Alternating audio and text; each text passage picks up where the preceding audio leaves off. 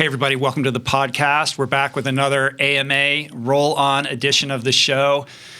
If you're new to this YouTube channel, hit subscribe, hit that little notification bell so you can be alerted. We're putting out tons of great content, and I love seeing the YouTube channel, the version of this podcast on YouTube grow, and I appreciate everybody who's taken that journey with us. I'm back with Adam, my man, Adam Skolnick, hype man, podcast hype man. Yes. Journalist, author, adventurer, Swimrun aficionado, co-author Swimrun of addict. David Goggins' Can't Hurt Me. That's the bio, right? Yeah, it's good. How you doing, I always man? like it when you read it. I love it. It's I didn't read anything. No, I you just speak know it. You know? speak it. Yeah. It's good to see you again. Good to see you, I've man. been enjoying this. I feel like we're finally hitting a groove with this, trying to figure out how we want to leverage this type of podcast. And I think we're starting to narrow in on what it is that we want to do here, which feels good. Agreed. It feels great. It's good to have the template, and it's fun to figure out where we decide to dive in. It's always interesting to like figure that out, especially this week, there wasn't this, the big news story this week was kind of the same as last week, so we had to kind of figure out how to approach things. Yeah. So the news cycle moves so quickly that even 2 weeks ago when we put up a show, it was somewhat dated from the 2 days that lapsed in between recording it and putting it up. The cycle has slowed a little bit, but just a little behind the scenes for everybody who's watching or listening. Adam and I put together an outline and we kind of go back and forth over the course of 2 weeks. And what was relevant 7 days ago, we end up nixing that and updating it because the news moves so quickly here. And again, this is not a news show. We're trying to laser in on topical issues that are somewhat evergreen but show up in the news cycle. This was one of the few times we were kind of ahead on what was happening in Portland, and that's kind of stayed as one of the biggest stories, that and the COVID relapse. So instead of boring everyone on the same old topics, we don't go there to this time. Right. Yeah. So if you're new to the show, we have a couple segments that we do, some opening remarks, a little bit from the news, a little show and tell. We take an advertiser break, and then we come back with listener questions. If you would like your question considered and read on air, you can leave a voicemail for us at 424-235-4626, or you can leave it on our Facebook group page. But I'm liking these voicemails. They're great. And I have to thank everybody who's called. The calling is definitely, there's been an uptick in messages, and so we're seeing that, and I appreciate everybody who's calling, and I'm going through every single one, listening to every single one, and slotting them in. And if we don't get to you today, we still have you in the can, and we will get to them over the course of the life of this AMA. It's cool to listen to them. I think it takes a certain amount of courage and vulnerability to leave your voice and your name. And I understand some people want it to be anonymous, and that's fine. Yeah. But it's cool, and it makes me feel like this is a community, which is the whole idea, and really the impetus behind this version of the podcast to try to make it a more communitarian, inclusive version of what I typically do when I just interview people. Yeah, it's a chance to interact and to get into topics you don't have time when you're talking to a Dr. Huberman or someone like that. You're not going to talk to him about stuff that's that isn't relevant. No. So this is a chance to be more generalist, as you like to say, to get into the range of what Rich Roll's all about. So we got good stuff for you guys today. I want to open it up with a little update on our boy Tommy Rivs. Yes. We spoke about him, was it 2 weeks ago, I think? Yes. Yep. At that time, Tommy Rivs, for people that don't know, is a legendary ultra runner. He's beloved in the endurance community. He's just a beautiful, beautiful human being who is suffering from some very significant and dire health circumstances at the moment. When we last recorded this podcast, he was experiencing what was being characterized at the time as quote-unquote COVID-like symptoms, some severe respiratory distress. Since we recorded that, in between the time in which we recorded that and it went live, he went into a coma, and then the family got to work trying to figure out a way to move him to a facility that could properly diagnose him because he was undiagnosed at that time. He got moved to a facility in Scottsdale from Flagstaff, where he was previously, and received a diagnosis, which is a very rare and aggressive form of lymphoma called primary pulmonary NKT cell lymphoma. I understand that he is now out of that coma, but very much, still in a very serious situation. He's sedated. According to his brother Jacob, he's less inflamed. His oxygen levels are improving. So that's good news. It feels like it's moving in the right direction. And I understand that he's going to be undergoing, if he isn't already, some cancer treatments. And I don't know the details of that. But thank you to everybody who reached out, who contributed to the GoFundMe campaign. I'm going to put a link to that again in the show notes. They have raised over $433,000 to this point, which is incredible.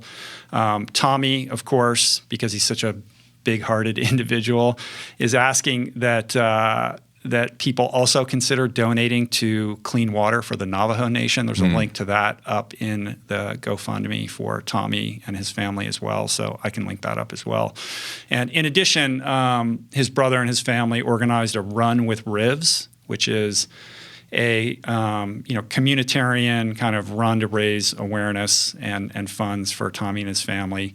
The idea is you pick a day between August 1st and August 9th to run, hike, walk, whatever, just move, put some miles in for Rivs. And they also just announced an auction called the Rage On Auction, which you can find on Facebook, and that's live between August 3rd and August 13th. If you go to facebook.com/rageonauction, you can find more information there. I'm going to donate a couple books for that. People are just bidding on stuff, and that's another way to support him and his family. Amazing. In the meantime, if you want to stay current with his condition, the best place to do that is just following his brother Jacob on Instagram at Jacob Puzey, P-U-Z-E-Y, and he's posting daily updates to keep everyone apprised of how he's doing. And the Run with Rivs is kind of like as many miles as you want or whatever you want? I think it's like a social media thing. Like you put some runs in, you post it, you help raise awareness for him and what he's going through. So heart goes out to Tommy and his family. Hell yeah. It's going to be a longer journey than even just COVID. Yeah. For sure. But I'm glad he's been diagnosed and he's getting the treatment that he needs and deserves. Meanwhile, on the subject of putting miles in, you just put in your first 10-mile swim run the other day. I did. You posted on Instagram in all your gear.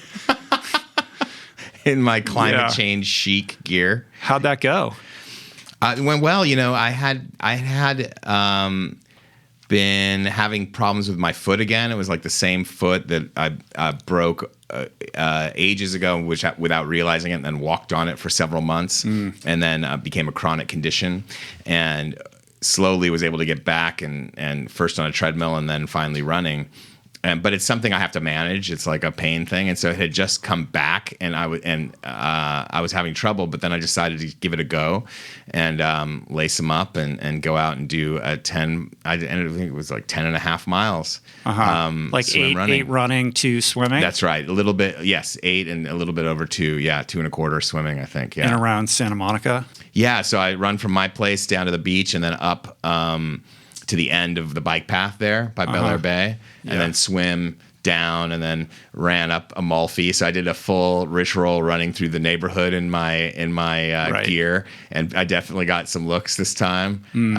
Cyclists, when a cyclist totally decked out in Lycra are giving you looks about how you look, then you're in new territory.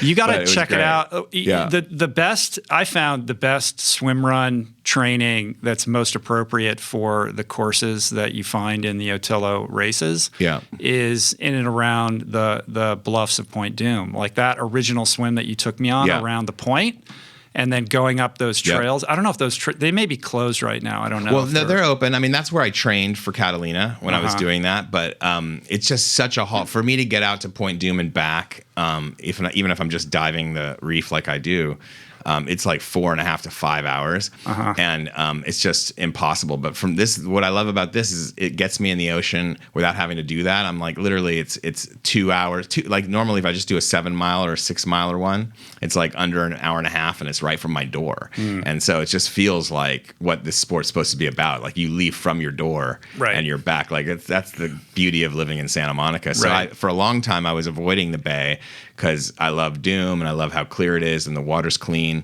and it's an MPA, and I still love Doom, but that's now really mostly a dive site for me. And if I'm doing swim workouts, it's in the bay, and it's cleaner than I thought. I've seen white sea bass there. There was a 14-foot shark sighting off Sunset Point, not far from there. Wow, I didn't hear about that. Yeah. So it's wild out there too, to a lesser degree. You get dolphins coming by, but yeah, it's just. I do love it. I am addicted to it. I feel so much better than just if I run 8 straight. Like just doing the like having the break. Thing. It's the a totally switching different gears thing. really puts it over the top. I feel like it's a better workout, like the full body workout. Yeah. And you never like when you're doing it. I mean, you did longer segments, but when you're doing these shorter segments, you're never comfortable. Like once you settle into a rhythm, then you got to switch it up again, and your heart rate's bouncing all over the place. That too. And that's a huge difference from triathlon or cycling where you're kind of in a certain groove and you kind of hold it for a long time. Yeah, but now I'm ready. I could do a 15K. I could do like the 15 now, which is like what I wanted to prove to myself. And I mean, I could see if you have enough water and food, you could just keep going. It's like even 3-mile runs. I mean, even multiples of them, they're not that hard. So yeah. When I was training for the World Championship version of that race at its peak, I should have been training much more in the ocean than I was. I was doing it in a pool, but it would be in and out, like like for like hours and That's hours. That's different. Yeah.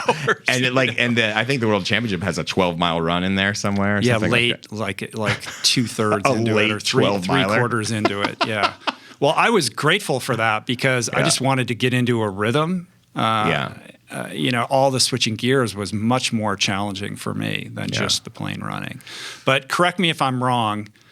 You're just kind of winging this, right? It's not like you're working with a coach or you've got a plan or a program. You're just like, I think I'll do this today. Well, our friend Ted McDonald helped me get ready for Catalina. Shout out to Ted. Yeah, shout out to Ted. And that was really helpful. But basically what happened is quarantine happened. And I don't really go anywhere. I go to the farmer's market once a week. I come here every 2 weeks. And other than that, I'll either drive to Point Dume for a dive or I'm swimming and running. Right. And mostly it was running at first because the trails were closed and the beaches were closed. And so I started doing these double-digit runs for the first time. And which was great. And so then when the beaches opened and we can get back out there, I started to kind of switch it up. And I still was doing one run a week. But it was really just, the gyms were closed, everything was closed. So I just started winging it and seeing if my foot could hold up, and it's mostly has. So, right. Yeah. Well, I think that's a good place to talk a little bit more generally and broadly about training principles. We can have a segment, training principles. Because as proud as I am of what you've been doing, I think that you would benefit from having a little bit of a program or... Is this an intervention, Rich? Yeah, a little bit. What am I doing here? I don't want to rain on your parade or anything like that. But in my experience, when you're just out, like waking up in the morning and saying, I think I'll do this today and spontaneously going out, like that's great. And I think first of all, the most important thing is that you love what you're doing and you're enjoying it, because that will, basically give you the impetus and the level of emotional engagement to keep going. Yeah. So I'm not dissuading you from that in any way whatsoever. But I do think there's wisdom in having a little bit of a plan and intentionality about what you're doing. In my experience, when people are just haphazardly going out and doing whatever, you can reach a certain level of fitness and competence, but you will inevitably reach a plateau. Yes. And most people just are never able to break through that plateau to the next level because they're not intentional in what they're doing. They're just going out and winging it. And I think quarantine, this stay-in-place moment that we're all experiencing, along a spectrum, because not some all people of us. More, yeah, exactly. Depending upon where you live and many other variables, it is an opportunity to think about first principles here and get back to basics and really be mindful about what it is that you're trying to do, trying to achieve, trying to accomplish. And because there are no races on the calendar, we can all rest easy and take a breath and say, I don't have this thing on the calendar right now, so how can I make the most of this moment of repose? And I think what I keep coming back to is the idea of not necessarily starting over, but essentially building a proper foundation, starting from the very beginning, no matter how fit you are, saying, okay, let's be a beginner here. A perfect example is, I see this all the time with swimmers in Ironman and triathlon, people who didn't grow up swimming and don't necessarily have the best technique. And because they're time crunched and because the race is on the calendar and coming up in a number of weeks or months, they feel so compelled to get in their volume and their wattage, whatever, like making sure that they're fit, but they're overlooking their technique. So they're slapping around in the pool. And it's like, no, if you would just stop and not worry about your fitness for a minute and hone in on your technique and spend a month just focused on proper technique, you will have tremendous gains that will allow you to break through that plateau and reach the next level. And I think we have that opportunity right now. So I would encourage anybody and everybody who's fitness minded to think about how to build a foundation, to focus on technique. And this is the moment to focus on functional body strength, things like core strength, and I was thinking technique, that actually, whether you're running or you're swimming or you're on a bike or whatever discipline it is that you're doing. Being technique minded in this moment right now, I think will pay off in the long run. Yeah, sorry to interrupt, but I was thinking in functional body strength and overall, like doing the 10 miles, I was thinking, God, if I, because I do want to try to get to the point where I can do like the, not the world championship necessarily, but like the longer version of this, which is what, 40K, 45K or something like that. Right. And to do that, it's not just fueling yourself better, but you do need to have, beyond just the ability to run longer distance, you still need to build in your long distance run of the week. You still need to do all that. But you also need to still be, I think, lifting weights and doing weight training or some sort of like functional body training. 100%. Yeah. And I can tell you that when my core is strong and my back is strong, that I'm a much better athlete and I'm able to maintain that technique under duress. When you start to get tired, instead of turning into a wet noodle when you're running, you're able to maintain your form, and that's going to obviously manifest in better performances. So with your example of trying to prepare yourself for a longer version of this swim run, the focus should be on those things that are really annoying and that you don't want to do when you're time crunched, like the core body strength and the technique work and the drills and all those sorts of things. And at the same time, that building that foundation to create the ultimate aerobic engine, right? The most efficient aerobic engine that you can. And the way that you do that, and I learned this through my tutelage under Chris Howell for many years, is to focus on zone 2 training. So what does that mean? This is something that I talked about extensively in Finding Ultra, and I'll recap it briefly here. But essentially, the body has 2 energy systems. You have your aerobic system and you have your anaerobic system. Your aerobic system, which is the energy system that you use when you're exerting yourself at a moderate level, relies on oxygen and fat for fuel. You have enough fat in your body to propel you for, umpteen hours. You don't have to worry about it. Your anaerobic engine relies on glucose, and essentially that's something that can get burned out in 45 minutes. Right. You have to be constantly refueling yourself. So your anaerobic system is what kicks in when you notch it up to that higher gear and you start exerting yourself, sprint work, tempo work, and the like. Endurance sports, and especially ultra-endurance sports, rely on the efficiency of your aerobic system. And you build that very slowly over time by spending a tremendous amount or percentage of your training time in what we call zone 2. So there are different zones for training, zone 1 through zone 5. Zone 1 would be anything from a walk to a brisk walk. Zone 2 is the next level up. Think of it as conversational speed. Whether you're riding a bike or you're running, it's the cadence with which you can carry on a conversation with your buddy and complete your training without feeling overexerted. There are ways of calculating specifically what that zone 2 is for you specifically through heart rate training, lactate testing, and the like. And we don't need to go down that rabbit hole now. I talked about this in Finding Ultra. For running, for me specifically, my zone 2 is a heart rate in the range of 130 to 145, typically. For cycling, it's 120 to 130. People read that in my book and then just assumed that that's applicable to everybody. And I would get people tweeting me saying I ran at a 140 heart rate. I was like, that's great, but I don't know if that's your zone 2. That's my zone 2. Everybody's going to be a little bit different. And I've done lactate testing to establish those zones. So what people will find, even people who are fit and have been out running or cycling or whatever haphazardly like yourself for a considerable period of time and feel like they're fit, they'll quickly realize once they really understand what their zone 2 is, if you're wearing a heart rate monitor, which everybody should when they're training, or at least when you're endeavoring to train intentionally, you will realize that it's not very hard to tip into Z3 and to cap your heart rate at zone 2. I mean, according to my watch, I'm living in zone 4. Very humbling. Yeah. It's very humbling. Yeah. And it takes a very long time and a certain different kind of discipline. We think of discipline as like what gets you out of bed in the morning and like the Goggins-esque, like hit it hard all the time. But the discipline with building this aerobic engine is the discipline to hold back when you feel like you want to go harder. Yeah. Because you want to finish your workout and feel like you got something out of it or that you did something.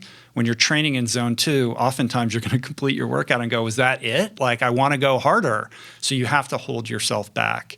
When you're out on a trail and you hit an incline, oftentimes you have to walk in order to cap that heart rate until you develop the efficiency, the proficiency, and the aerobic capacity to be able to handle those inclines without going over your zone 2. Right. It's a patience game. It takes a lot of time. What we have right now is time. So I think now is the moment to invest in that. And I can tell you from personal experience and many other people that I know in this space that this is the ultimate secret to breaking through that plateau to the next level. Because when you have invested in that zone 2 methodology of training and you've applied it over a long period of time and built your volume up very slowly, you will find, like in my own personal experience when I first started training for Ultraman, when I would go out for a run, I would have to run like 10-minute pace, 10:30 pace in order to not go over my zone 2 threshold.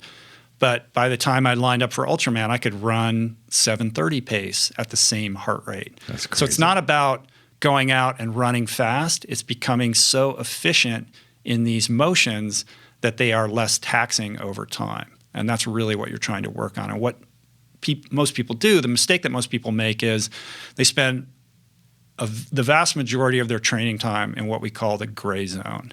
And the gray zone is sort of in between your aerobic energy system and your anaerobic energy system, where you're training too hard to really effectively develop your aerobic engine, but not hard enough to develop the power and the speed that anaerobic training avails you, right? So it's what happens when you go out and you're just like, I'm going to run for 45 minutes, 3 days a week and just go as hard as I can sustain it for 45 minutes.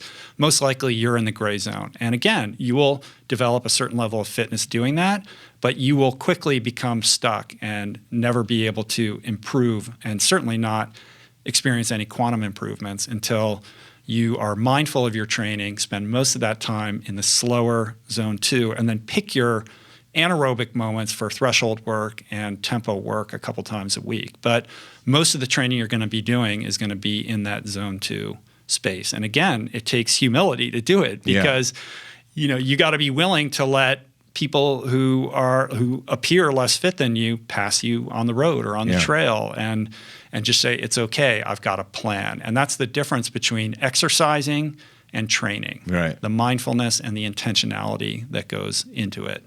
When you become adept at zone 2 aerobic training, what you're doing is you're increasing mitochondrial density in those big muscles, and you're developing this efficiency and this aerobic capacity that once you've honed it and it took me many years to do this. Again, it's a patience game. It's like a superpower, but it doesn't happen quickly. It's not a hack. It's the opposite of a hack. Right. It's being willing to put in the time over and have a long view of what performance gains mean. Are you offering to coach me, Rich? I'm not a coach. I got a coach for you. You got Ted. He probably knows about this stuff. He does. He does. So, I mean, I think the first time I heard about this, besides your book, because I obviously read about it in the book, but Mark Allen, I think on your show, talked about he won Ironman this way. Yeah, that's how he beat Dave Scott. Is like completely revamping his training. Exactly, and there were other things too, like visiting the shaman and becoming one with the island, getting rid of the hex. That was truly his real secret. I will tell you that, and I believe that.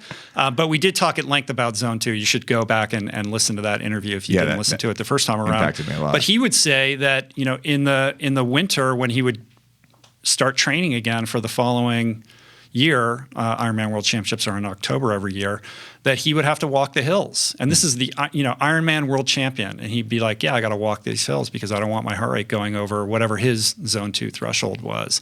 So if Mark Allen can walk a hill, you can too.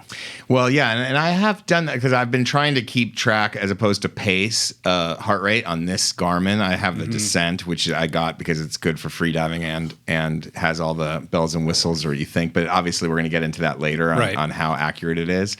And I don't wear a heart rate monitor, but I have tried to hold back at times, but obviously at times I don't. And I have gotten a little bit quicker, but obviously I'm mostly living in orange, which I guess Zone 4 on almost every that's run. not good. And that's not good. No. So I have to go slower. Right. So we'll work on that. And to reiterate, it's not about the gear. We're going to do a show and tell segment where we're going to talk about gear because so many people want to know about the gear. Yeah. But my refrain is always, it's not about the gear. Gear is helpful, it's fun, but when it becomes an impediment to you just going out and doing like what you did yesterday, then it's a problem. But we'll get to that in a later section. All right, cool. I'm excited about it. I mean, I totally see how I can do 10, and it's not like I got off the couch to do it. I mean, I've been building up to it. I've done some, 11-mile runs. I've done 7-mile swim runs. I mean, I've been building up to it. So it's not like I wouldn't encourage people to get off the couch to do it. But I could see how the difference between 10 and 20 is like, it's the difference between 5 and 10 is nothing compared to the difference between 10 to 20. Oh, and there's a reason why everyone falls apart at mile 18 on the marathon. Yeah. Because that's the difference between somebody who has truly honed their aerobic engine versus somebody who's spending all their time. Like if you're a gray zone trainer, then you're going to fall apart at mile 18. Yeah. Pretty much every time. You see it time and time again. So shout out to all my homies in the gray zone. Like yourself. Definitely like me. I have that could be the title of this podcast. Don't live in the gray zone. I may have a smart watch, but I'm not a smart swim runner. Right. So that's the thing about the gear. The gear are tools, but if you're not using those tools effectively and properly, what use are they? Okay, I'm suitably shamed. I'm going to buckle down. Right. All right. Well, let's put a pin in that for now and pivot to teachable moments. I'm open to all advices. So, yes. My mitochondria need it. This is a segment we call Teachable Moment. What are we going to learn today, Adam? Well, I teased this a little bit, but said we're not going to get into it. We're not going to get into the weeds of Portland, but I wanted to get into this, like what the F is DHS doing, the Department of Homeland Security. What are they doing? And basically what I've been thinking about watching Portland go down is we have this department called Department of Homeland Security, which just really, to recap it very briefly, came about after 9/11. The idea was it was this overarching government, federal agency that could more efficiently exchange information with local law enforcement so that we don't have a repeat of the failures that allowed people to train to bomb to fly planes into the towers. That was the intent behind it. There was always the dissenters were always a little bit worried about giving the government that kind of power for federal agencies to be kind of interacting with local law enforcement. And the scope is dictated by the Patriot Act? Yes. The Patriot Act created the agency, as far as I remember. And so in this, also TSA is part of the Department of Homeland Security, Border Patrol, Customs, ICE, they all fall under DHS.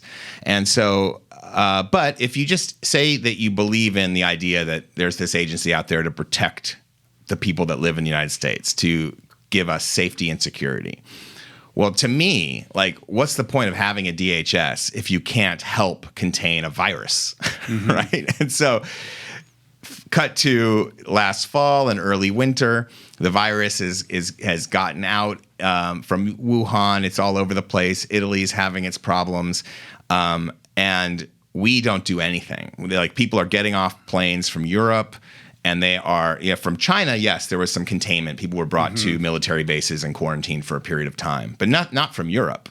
Right. People were just like walking off flights from Italy. Well, we all saw that viral video of people backed up in Chicago when they finally decided they were going to try to test, and it just became this like petri dish. March 15th, they decided to, in about a dozen or more airports. O'Hare was the big one that we saw the video of, and it became like a 2-3 hour line, which is the exact wrong thing to do under the auspices of, okay, we're now going to start to manage this thing. And in stark contrast, sorry to interrupt, but in stark contrast to some of the videos that I saw, I'm sure you did too, of airports in Seoul and in Beijing where they had their testing completely dialed in and there were no lines. Exactly. And so we have this is the backdrop. The reason I'm bringing it up is here's this agency that's supposed to protect us, keep us safe, keep us secure, drops the ball so poor. They did such a poor job of managing Corona. And yet they're putting their personnel, Border Patrol tactical teams, BORTAC is what they're called, in Portland, Oregon. Same people also were deployed to Standing Rock, by the way, also deployed to Portland to deal with these protests that have been ongoing since George Floyd was killed. And just recently, I just saw last week, because of my reporting in the Sonoran Desert, because of my reporting on the border wall, I was in contact with an organization called No More Deaths, who drop water off for migrants as they come across the border. And they also have humanitarian aid stations set up. So if people are suffering from heat-related or cold-related, whatever it is, there's places they can go for water to be checked out by EMTs that are volunteers, all volunteer-run. And the Border Patrol hates No More Deaths because No More Death reports on abuses of migrants and arrests. And that a camp in Arivaca, Arizona, a tented camp, was raided by 20-plus vehicles, a chopper.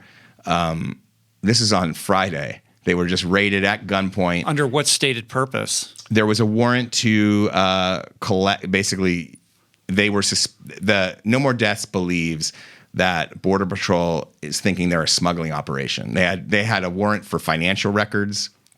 They took everyone's phones, all their computers. But in actuality, what happened is tents were slashed, 30-plus migrants were rounded up.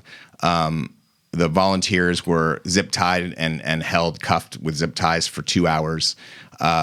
And, medicines were overturned, beds were overturned, the place was trashed. Cell phones that were being used to photograph it and log it were confiscated. Volunteers won't get their cell phones back for a couple of hours.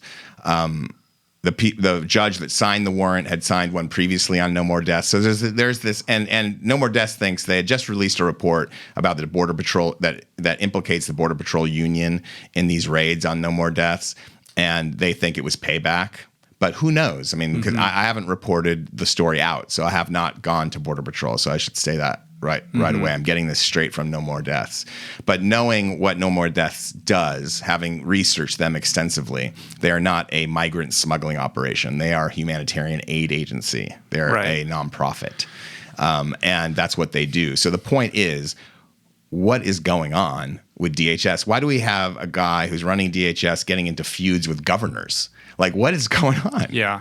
The fumbling of the COVID response in stark contrast to the sort of authoritarian overreach of this organization in places like Portland raises a broader issue about power in general, federal power versus state power, and how we're allocating our governmental resources for the behest of the people. Yeah. By definition, the DHS is to protect homeland security. Yes. The biggest threat to that at the moment is this virus that's shut down our economy and is forcing us to not interact with each other and is creating tremendous havoc that will have a ripple effect for who knows how long to come.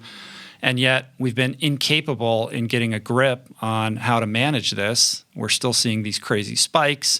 The United States is spiraling out of control with respect to new cases, et cetera. Meanwhile, we've dispatched this, basically paramilitary organization to places like Portland, and the argument being that it's an effort to protect federal property, right? Which is one small portion of what's actually transpiring in these places. And this organization has gone on to, rather than, it's a misuse of government systems. This was all meant to, basically combat terrorism, essentially. Yes. And under the broad authority of the Patriot Act, it's allowed overreach. So now we're seeing these lists being made about journalists, names being put on a ledger. Yeah, dossiers on journalists. There are baseball cards being made of arrested protesters, which all feels very Orwellian and dystopian and concerning, irrespective of whatever your political perspective is. This should give one pause. And the guy who was integral in creating tracking those two journalists that were in the Washington Post story, which I think you're going to link to, that guy was reassigned, but he wasn't fired. Mm-hmm. So what is happening? And why? That's the question here. What should we be asking of our government agencies and why? And so that's the teachable moment. What's your take on that? My take is that everything's upside down, obviously, under this current administration. But you have an environmental protection agency that is cutting environmental laws. I don't know. My takeaway on this is that I'd like to hold this agency accountable. This agency, to me, is dangerous. It's dangerous to the civil liberties of everyone who lives here, and we should be watching it. Mm-hmm. And, I don't have a petition to give you. I don't have anything else, but I would just like listeners to pay attention to what is happening at the Department of Homeland Security right now and be very skeptical to the point, not to where you don't believe everything, but that you're really paying attention to the statements being made by Chad Wolf and by everything that comes out of the DHS. Yeah. What's interesting also is that a core principle of republicanism is states' rights. Yes. And here we have an overriding of state mandates for the purposes of a federal flex. But that's been, since Trump became president, it's kind of cut both ways, whereas the Democrats were always for big federal kind of policy, and now it's states that are fighting for democratic principles like state of California. So that's kind of cut both ways. It just so happens that that's the way it was. But it didn't happen that way under the Bush administration. So it's interesting how that all has transpired. Yeah. So I just wanted to flag that for the listeners, because I know listeners are super concerned about, how to be better people and how can we be a better country. And it doesn't seem like safety and security are right now the mandate of the DHS. It's a control thing. It's so strange. Yeah. Department of Homeland Security. Do you feel more secure? And it's also bizarre how we kind of haphazardly normalize things depending upon our political perspective. Yeah, that's true. What do you think about that? Well, I think it's concerning. It speaks to our cognitive biases. Mm-hmm. If you're of a certain political persuasion, you're going to have a lens on what the DHS is doing that's going to differ from somebody who's on the other side of the aisle. Yeah. When in truth, these things should not be partisan. But we're not even talking about like the protests in Portland. Like I'm not there. I'm not watching it every day. It's not, it's, you know, I read about it from time to time. And your sense of what's transpiring there, if you're not there, depends wholly upon your information silo. It does. But like, no matter what's happening there, like we have to expect the DHS to be an impartial arbiter of, the Constitution and how that's laid out. And so, and it doesn't seem like that's the case when you're enforcing, when you're cracking down on a humanitarian aid organization in the middle of a fucking desert and you're cracking down on protesters. It seems like it needs to be either disbanded because it's a failure or overhauled completely to include some, you know, the CDC or some sort of like offshoot or corridor that links the CDC with the DHS. Yeah.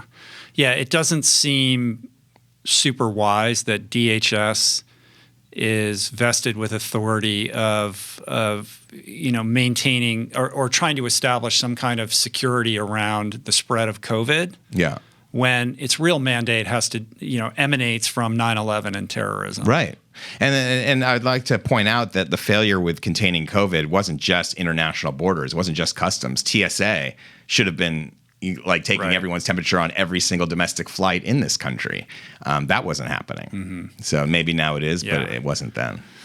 Yeah. All right, let's shift gears here. Let's do it. We're going to talk about a couple letters. Yes. Aren't we? We are. So this is... this news came out, I forget when it was. Was it like 3 weeks ago, 4 weeks ago? It was like 4 weeks ago, I think we talked about it. Right. When it first, well, no, we talked about it right before it dropped. Yes. It dropped about 4 weeks ago. We were talking a little bit about cancel culture and and the notion of redemption. And then like literally the next day, the Harper's letter dropped. And so this is a letter that was spearheaded by a journalist named Thomas Chatterton Williams and George Packer and a few others. And it was signed by legends, really. Margaret Atwood, Gloria Steinem, Wynton Marsalis, Malcolm Gladwell, Salman Rushdie, Noam Chomsky, most of whom, or all of whom, are liberal. Right, Yeah. Liberal-minded. There's, I think, 100 plus signees. There was a bunch of conservatives too. I mean, the whole point was that it crossed that aisle, and it was a panoply of perspectives. And the idea was it was kind of speaking out against illiberalism. Illiberalism not being a political statement, but like on the idea of free flow of ideas. Liberal ideas like free speech and free expression. And so I'll just read a little excerpt here for you, and then we can discuss kind of what we think of it. The excerpt is this: the free exchange of information and ideas, the lifeblood of a liberal society, is daily becoming more constricted. While we have come to expect this on the radical right, censoriousness is also spreading more widely in our culture. An intolerance of opposing views, a vogue for public shaming and ostracism, and the tendency to dissolve complex policy issues in a blinding moral certainty. We uphold the value of robust and even caustic counter-speech from all quarters, but it is now all too common to hear calls for swift and severe retribution in response to perceived transgressions of speech and thought. It goes on. But, you know, and it's in response to people losing their jobs, losing their positions, not based on something like Me Too, but based on action, like speaking the wrong thing, making the wrong move. A guy was removed from a position in Harvard for actually being the lawyer for Harvey Weinstein. That was his big offense. He represented Harvey Weinstein. Like, these are illiberal, dangerous forces. My original knee-jerk reaction when this broke the news, was it like 2.5 weeks ago or something like that, was that this is a conversation that we need to have. And very rapidly, there was a reaction to this, a counter reaction to this letter that was pretty severe. Yeah, it came out right away. There was the people who, I guess, the letter was targeting didn't take it too well, and people were being accused of the signees were being accused of being elitist, and a lot of them are very accomplished and elite people. But there's one of the poets that signed it.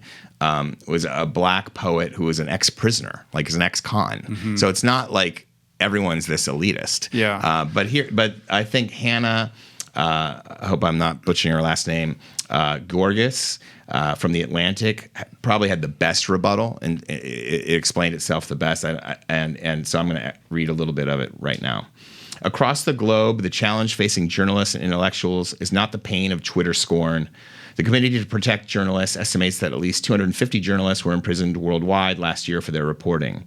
In the U.S., the Trump administration continues to threaten reporters' safety and undermine the belief that journalists play a valuable role in a democracy. The country is moving deeper into an economic recession, decimating industries including journalism and academia. And yet, the suddenly unemployed people the Harper statement references clearly lost their jobs, not because of a pandemic or government pressure, but for actions criticized as potentially harming marginalized groups. This small group includes James Bennett, the former editor of the New York Times editorial page, who was forced to resign after the op-ed page he supervised published an article by Arkansas Senator Tom Cotton that endorsed state violence. And she was basically saying what? That like these elitists are complaining about being criticized, not complaining about something that's real. Right. The criticism was essentially that these are a bunch of whiny elitists who now for the first time are being forced to confront criticism of their writing because none of them are actually in jeopardy of being deplatformed or losing their ability to express themselves. They all have massive platforms and they're all going to be just fine. But the broader truth here and where the conversation really needs to center is on this trend towards illiberalism and the censoriousness that is at play across social media in a sort of Orwellian sense. Not that the government is cracking down in any kind of authoritarian way, but that there is this social media kind of mob at large that self-polices what's acceptable speech and what isn't. You know, I'm no fan of Tom Cotton, but I don't think that the editor of the New York Times editorial page should have been fired for publishing that letter, certainly not because of the content of the letter. I think he resigned under pressure. I'm not exactly sure. I think it was like resigned under. I think so, but it was under pressure. And I think that the reason that they gave is that he didn't read Tom Cotton's piece before it went to print. That's a different issue. However, Brett Stevens, who's another favorite punching bag of left-wingers at the New York Times, wrote a really convincing op-ed about that. And he said, you want people like Tom Cotton to tell you what they're thinking. And what you don't want is to make Tom Cotton somehow a sympathetic figure to people who care about free speech, because this guy is advocating for state violence and like advocating basically what we just were flagging for people. And he's not for civil liberties, clearly. And now he's the darling of people who, he was able to be set up as this conservative avatar for like being abused by this a biased media. You're basically showing the world that you have a bias. And that's not, and obviously I don't think New York Times does have a bias, but that's the perception that could come up. Right. And so it's dangerous. I mean, like the one thing that I think that Gorgas didn't get right is that these overreaches by the left can lead to a more hostility toward journalists exactly for that reason, because you're overreaching and then it becomes more convincing when someone says fake news. It becomes more convincing. Look, they are biased. It's certainly a danger. I mean, this is something that Bill Maher talked about in his episode this past week. He interviewed Chatterton Williams and Bari Weiss as well, who we're going to get to. And he pointed out this study, I don't know the origin of the study, the Cato Institute, I think, where 62% of people were afraid to share their honest opinion. And I think that that's worth exploring, because I just know personally in my circle of friends and journalists and writers that there is this, what Chatterton Williams calls this onlooker effect, that it's not about the criticism, that cancellation is not about bringing the elites down to earth, but it's about this chilling effect, this stifling, this narrowing influence on all of our behavior, where we have to pause and consider whether we really want to share what's on our mind. And just the fact that you're going through that calculus at all, I think speaks to the current health or lack of health in public discourse at the moment, which should be concerning to everybody. I think so. I mean, right after the letter came out, I tweeted it, retweeted it and agreed my own agreement. I mean, listen, when I tweet right before the backlash. Before the backlash, when I tweet, it's like a lonely man on the Alpine lakes skipping a rock. Like that's the kind of effect it has on the greater world. I'm not a tidal wave maker like you, Rich Roll. But I'm not that on Twitter. I can tell you that. But so no one really pays attention. But even that, you know, like as soon as the backlash started to roll out, even I was and I'm very progressive. I mean, you're a progressive contributor to the New York Times. Yes, and I have put myself in harm's way to report stories that I'm proud of, that are human rights stories, and I thought about deleting my tweet.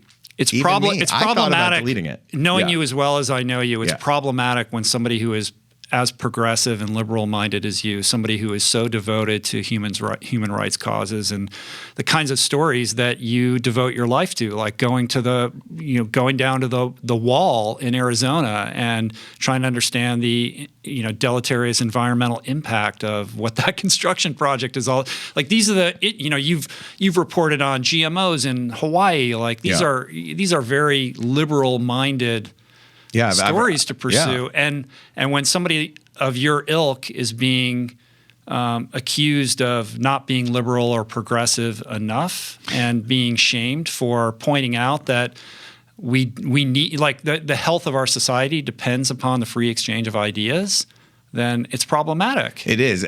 To be clear, I wasn't shamed because nobody really pays attention to my Twitter. But you said you got a little bit of. I was worried about that. I see. I was worried about being You're shamed. Thinking about I it. was the onlooker. You know, I was concerned about it. Yeah. I kept it out there. And I didn't have a backlash. And I kept it out there. And I actually then tweeted at Williams and thanked him for the letter. And so I'm because I believe in that. I believe in the idea that we should have free speech. You know, like Dave Chappelle is constantly complaining about he won't play colleges. Most comics won't play colleges anymore. That was like a lifeblood for comics, like playing the college circuit. That's what kept people out of bars all the time. And they were making a lot of money on that college circuit. It's no longer there. They don't do it. And I think this whole thing points to this weird commingling of academia and newsrooms, which wasn't the case like when a guy like Carl Bernstein, who with Woodward broke the Watergate story. He was a cub reporter that came out of high school, got a job at a paper. You can't get a job at a paper as a cub reporter out of high school anymore. It doesn't exist. Part of that is that we don't have local papers that are as robust as they used to be. That's harder. So now you have academia feeding newsrooms. That's different than we ever had before. And in some ways that can be good. I'm not saying it's all bad, but I'm just saying it like this idea is one that came out of academia first, this idea of the proper way to speak, and that there is, the closed societies, it was first a problem on campus before it was a problem in newsrooms. I think it started with student bodies, and then those students matriculate and go out into the world, and they begin to populate the newsrooms, and they slowly begin to have their voices being shared on social media, and the result is kind of what we're seeing right now. Yeah, and then you wanted to get to Bari as well, right? Yeah. She was a signatory on a letter. She resigned from the New York Times. In her resignation letter, she claimed to be a target of progressive forces within the newsroom there. And this is what she wrote. A new consensus has emerged in the press, but perhaps especially at this paper, that truth isn't a process of collective discovery, but an orthodoxy already known to an enlightened few whose job is to inform everyone else. And so that's what her take is. Yeah. Right. This is an interesting situation. It's related to the Harper's letter, although it's distinct and it's its own unique thing, I think, independent of that. As somebody who is a contributor to the New York Times, you have a sense of what the inner workings of that newspaper are like. I do know other writers for the New York Times who take issue with Bari's characterization of what that climate is like there, and I wouldn't consider myself a big Bari Weiss stan or fan or anything like that. I think she's done some interesting reporting. I don't agree with everything that she says, but it does speak to the Chatterton-Williams letter in the sense that there is this feeling of orthodoxy that supersedes fact-finding or science or the pursuit of truth. Yeah, I think it's the same thing that we're talking about with DHS. I think overall, and I wouldn't put it just to the New York Times, I think overall it's more of let's be aware of what's really happening. My experience in the New York Times is confined to the sports desk. I've never had any issues. It's always been like the best people that I've ever worked with in journalism. And I have no insight into how the newsroom operates. And part of the criticism of Bari, though, is that this was like a press release for her next move, whether that's her creating some new media platform or whatever it is. There's a little bit of grandstanding involved. Oh, for sure. I mean, she is, but at the same time, it's like this idea. Like, I think the idea concerns me more than the way that the New York Times operates. Fine, they're great. To me, the issue is, are we going to confront, is the left kind of setting themselves up as this new McCarthyist type era? Is there a purity test? Because we've joked about purity tests in the past, and it is like becoming true. Like, are there purity tests that people are going to have to pass in order to get to a certain level with it? It's deeply concerning. And Bill Maher pointed this out. He's like, who are these perfect people out there that are holding us all to account according to some impossible standard? And how deep does that reach extend in terms of, what's required to escape this cancellation culture? And where are they in terms of like the cancel culture type people who are so ready to cancel people for saying the wrong thing when anti-Semitism is the issue? We had 17,000 people marching in Berlin against COVID restrictions. But it was like the people who created that protest were far-right politicians. There were neo-Nazis involved. There is a big fear in Germany right now that neo-Nazis are deeply embedded in all forms of government there, and certainly in police forces and in the military. Here we had issues with like Ice Cube speaking up, Deshaun Jackson speaking up. Nick Cannon on his podcast said some pretty terrible things about Jews, quoting Farrakhan. Deshaun Jackson thought he was quoting Hitler at one point, and some people, Deshaun Jackson then is going to go to Auschwitz. He's been counseled. Nick Cannon has been counseled, and Bari Weiss actually just shouted him out on Twitter about how great it is that he is educating himself and basically being the model of allowing for redemption. Right. Of course, Nick Cannon did read her book. That might have something to do with it.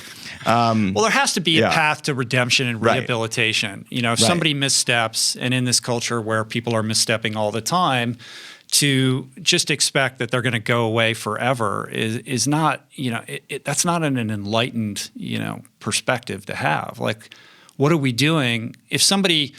Look, nobody's perfect, and people are in the world and on social media communicating, and people are going to say the wrong things. And in those instances, there's a spectrum of severity here that we're speaking about. There are some horrible things that are happening and some minor transgressions, but we have to determine the half-life on these cancellations and how we're going to create a culture in which it's conducive to people learning and growing in real time in the public sphere.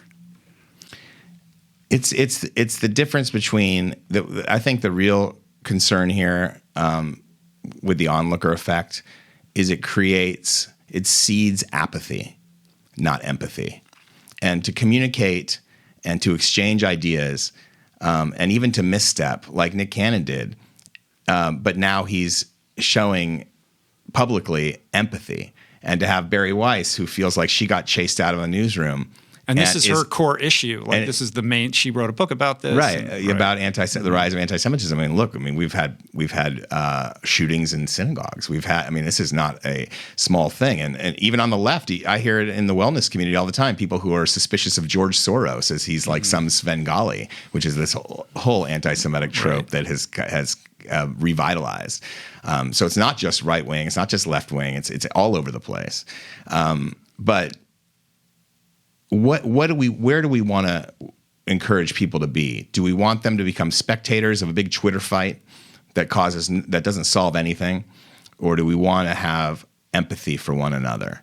Are we creating apathy or are we creating empathy? I think that's what the letter is getting to with this onlooker effect is that I don't know if we're creating apathy, but we're creating antipathy. Yeah. Right? Versus empathy. Or like this idea that you're a frozen onlooker, that you're not going to get in the fight.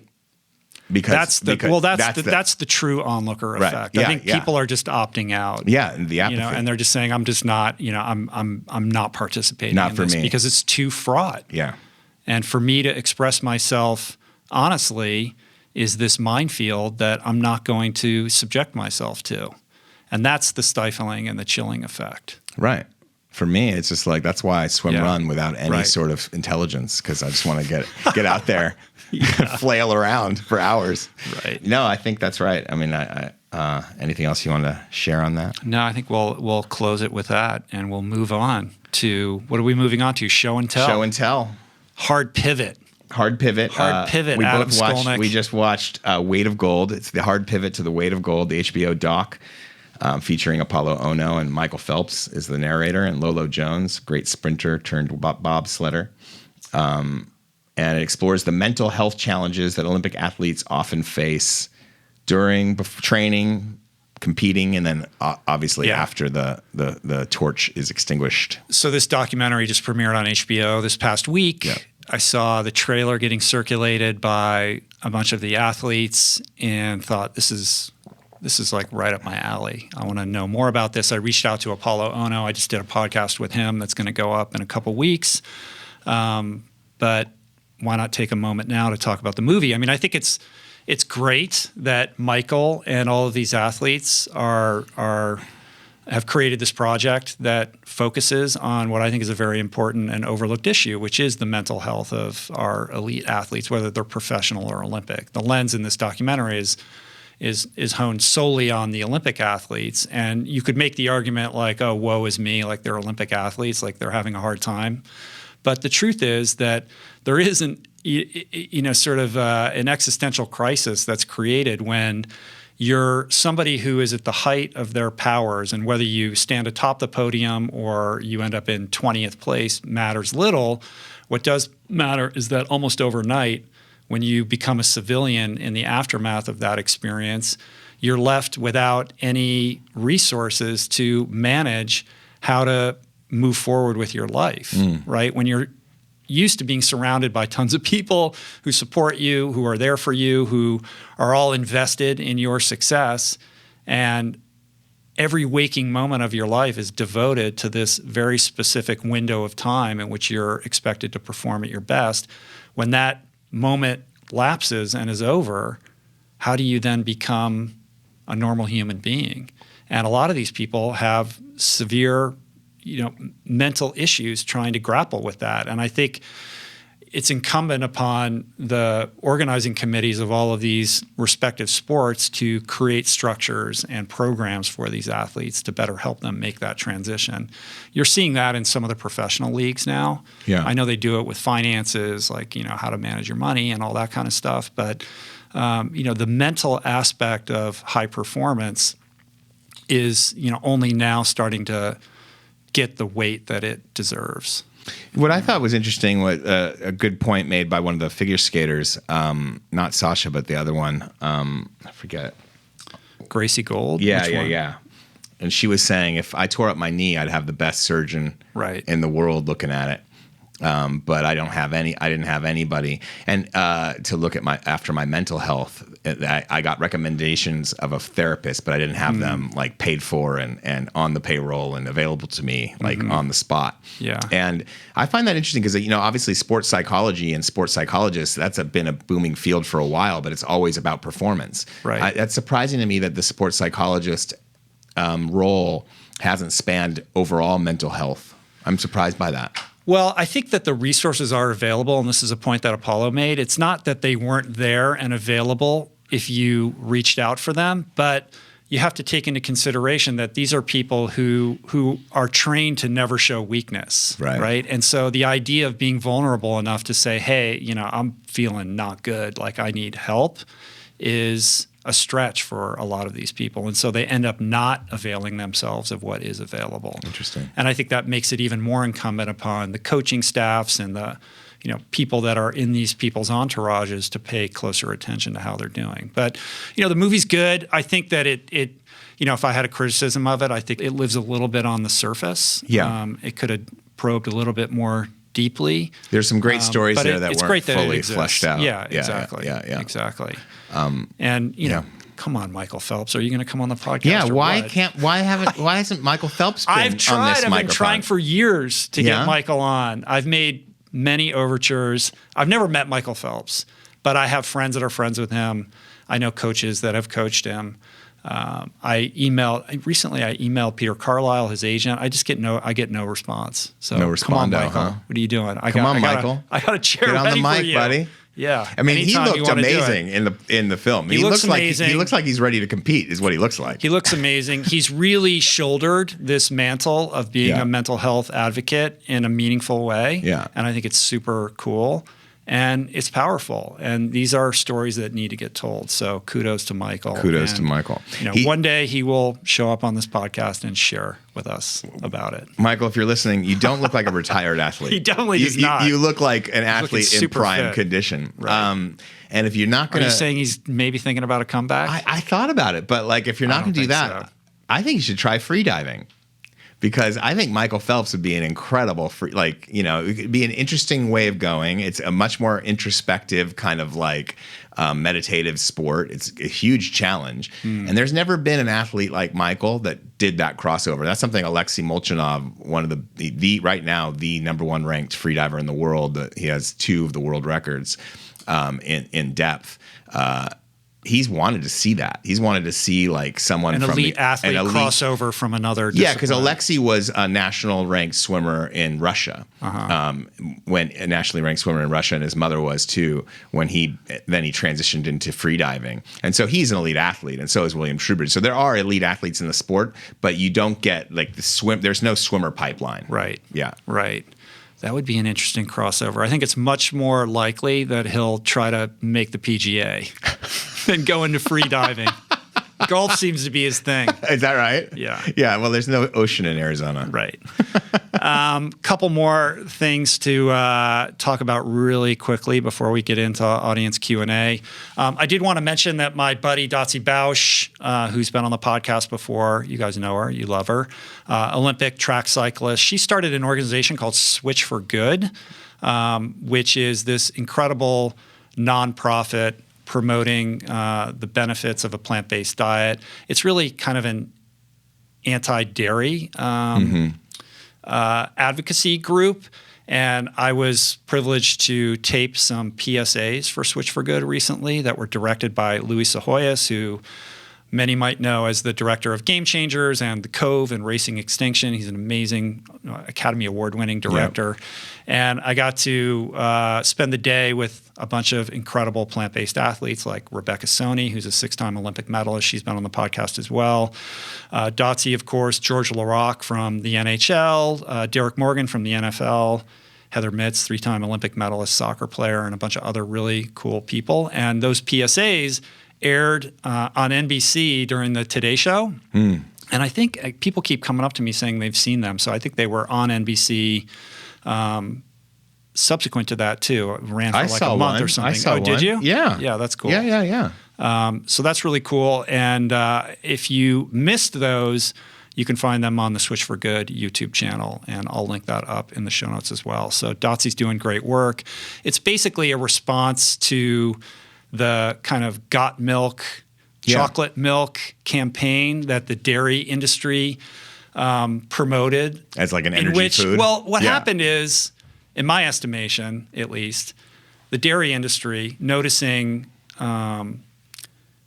shrinking demand for its products, made this interesting decision to reposition chocolate milk not as like the drink that kids, elementary school kids drink at lunch, but as an athletic recovery supplement of some sorts that would enhance your recovery. Yes. And they put a lot of money behind this, a lot of money into advertising, into sponsoring athletes. And Dotsie and her organization and a bunch of athletes like myself were like, it's not right. No. It's really not right. So Doesn't make sense. this is sort of a response to that to correct the record as much as anything else. So shout out to Dotsie. Well, I mean, I think athletes have been playing a huge role in this growing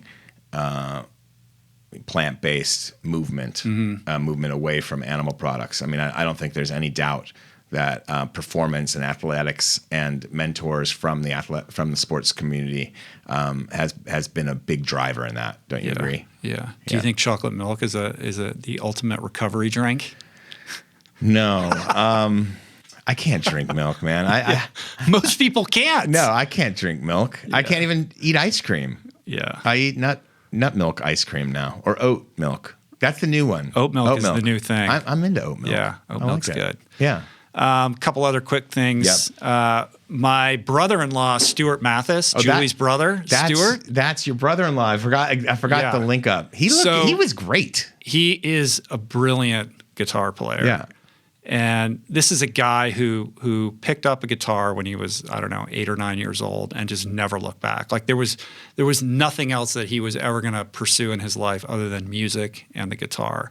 And he, I wouldn't say suffered is the wrong word, but like he bled for his art for many, many, many years, like living in LA in all different kinds of bands, cutting his own records. And it took a long time for him to finally hit his groove. But now he's like lauded, and in the music community, like most people know who he is. This is an incredible guitar player, and he was Jules' tour guitar player. Okay. He toured with Leanne Rimes, and then he was in the Wallflowers. Oh, really? For many years. I didn't know that. And he's been playing with Lucinda Williams for. Right. He moved to Nashville. He lives in Nashville now. But the reason I'm bringing it up is that Lucinda and Stuart just played an NPR Tiny Desk concert. Yes. For those who aren't familiar, NPR does this series called Tiny Desk, where these amazing musicians play these intimate little contained concerts. And the one with Stuart and Lucinda just published recently. So I'll link that up in the show notes. And you could see my brother-in-law, Julie's brother, and you'll get why her side of the family is so musically inclined. Yeah. Which is cool. Yeah, I liked it. Thanks for sharing that. Final thing, there's a new documentary that just came out called Takeout by Michael Sawirski, who is a documentary filmmaker who's made some cool movies over the years, Food Choices being one of them. And this is a documentary executive produced by Moby. I have not watched it yet. Michael just sent me a link to check it out, so I'm going to watch it this week. But it's another sort of look at the environmental impact of our food choices through the lens of how the Amazon is being destroyed to create fields for cattle grazing and growing crops for cattle. Okay. One of those uplifting docs. Yeah. The fires in the Amazon. Oh, really? Yeah. All right. So that's it. So should we talk about some gear? Let's talk about gear. Let's talk about the gear that's going to change my game. This is the real show and tell. Let's change my game. Hold on, I got a couple things. I just want the listeners to realize that I had no idea how much Rich didn't approve of my training habits until I sat down. I didn't say that. I didn't say that. I'm celebrating what you're doing. I just want to put a little structure into it. I'd love it, man. Yeah. I'd love it. Yeah. So on the gear tip, again, my disclaimer is that it's not about the gear. You don't need any of this gear to perform. And when people reach out to me and ask me questions about what watch are you wearing or what should I get, I essentially never respond because I just don't even want to be involved in that discussion because, again, it's not about that. And I feel like this is an example of analysis paralysis where people get so caught up in what watch they need or what pair of shoes they need or what kind of bike they should buy that they never end up just going outside and moving their bodies until they have this sort of equation completely figured out, which of course they never figure out because the whole point is to protract the process of being focused on the gear. Yeah. That being said, because I'm asked so often and so frequently about this, I'm going to take this moment to discuss it and then maybe never discuss it again. Maybe never. So the first thing is people on YouTube have been leaving comments like, why are you wearing two watches? Right? It's cool. So does this look like a watch? I don't know what that is. Cool. So on my right hand, I have an old Garmin GPS watch, a Phoenix 3 heart rate, and on my left wrist, I have the Whoop band. That's the Whoop. So if you're watching this on YouTube, you haven't heard the ad reads, the sponsored ad reads that I do for Whoop on the audio version of the podcast. This Whoop, this thing is and again, this is not a sponsored post at all. Like I'm just sharing what I use. The Whoop is a wristband, essentially fitness tracker that connects with a mobile app, but it's not about gauging your workouts per se. It's much more about rest and recovery and sleep.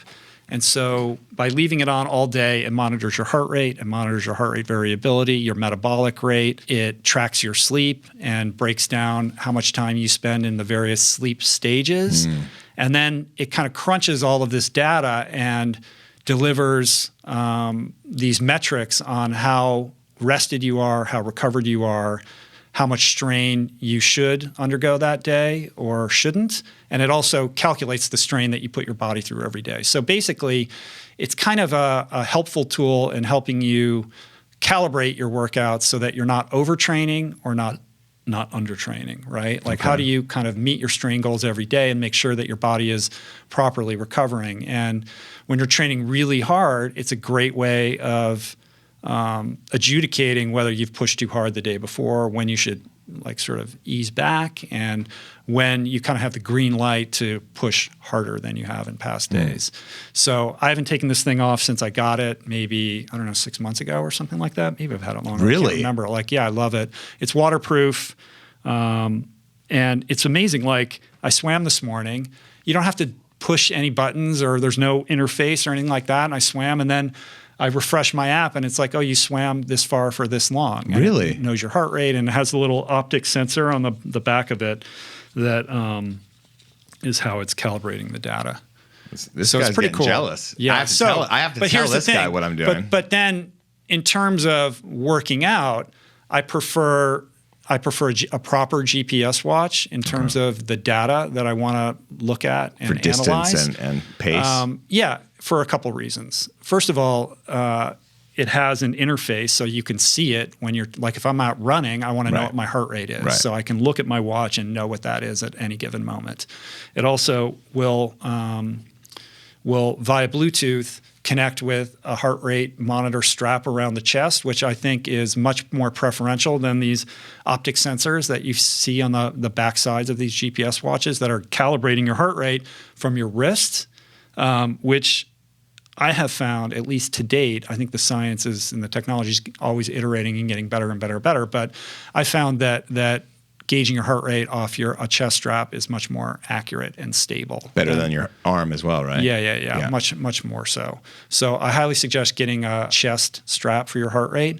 In terms of what kind of GPS watch to get, like I said, this is a Garmin that I'm wearing right now, and it's super old. Like there's been many iterations on this since I bought it, but I still love it. It works perfectly fine, and I don't know that it matters that much which watch you have. I tend to wear this one kind of because it's like nice and heavy and metal, and it just feels like a real regular watch that you can wear out into the world, kind of like yours is. I mean, yours is just a different variation of mine. Right. And mine just has a dive component. And it works perfectly fine. The sort of user interface in terms of getting the screens to do what you want them to do is a little bit kind of clunky, I would say, and that's where a competitor watch. This is the Coros watch. Coros. This is the brand. This is the Coros Vertex. Okay. Vertex, and it's very similar to the Garmin, but the advantages of this watch, which I should disclose, they sent to me for free. This is not a sponsored thing at all. I'm not getting paid to say this, but they did send me a free watch, and I really like this watch too. Because the user interface is much more intuitive. It's much more easy to navigate through the different screens and to get to the data that you want. Its interface with its mobile app is incredibly seamless. It uploads to Strava without any hassles whatsoever, and it has unbelievable battery life. So this thing you can wear for like weeks without charging it, whereas the Garmin you have to charge recharge much more frequently. So I like them both for different reasons. The Garmin feels both? More like a knock around, wear every day watch, but this one I also found is has some wonkiness in the swim metrics that the Garmin doesn't have, but the Garmin isn't always super accurate with swimming on either. Ocean swims, the Garmin fades in and out of GPS connectivity. Yeah, I would agree with that. Yeah, and these are things that are like software pushes that are always improving. Yeah. But I like them both. And the Coros is like a small little startup, and they're making waves in the space. And I think what they're doing is super cool. So you can check them out both. Can you swim in a chest heart rate monitor? You can. I don't worry that. I mean, since I've been swimming my whole life, I'm pretty intuitive. I can intuitively gauge my sort of perceived effort.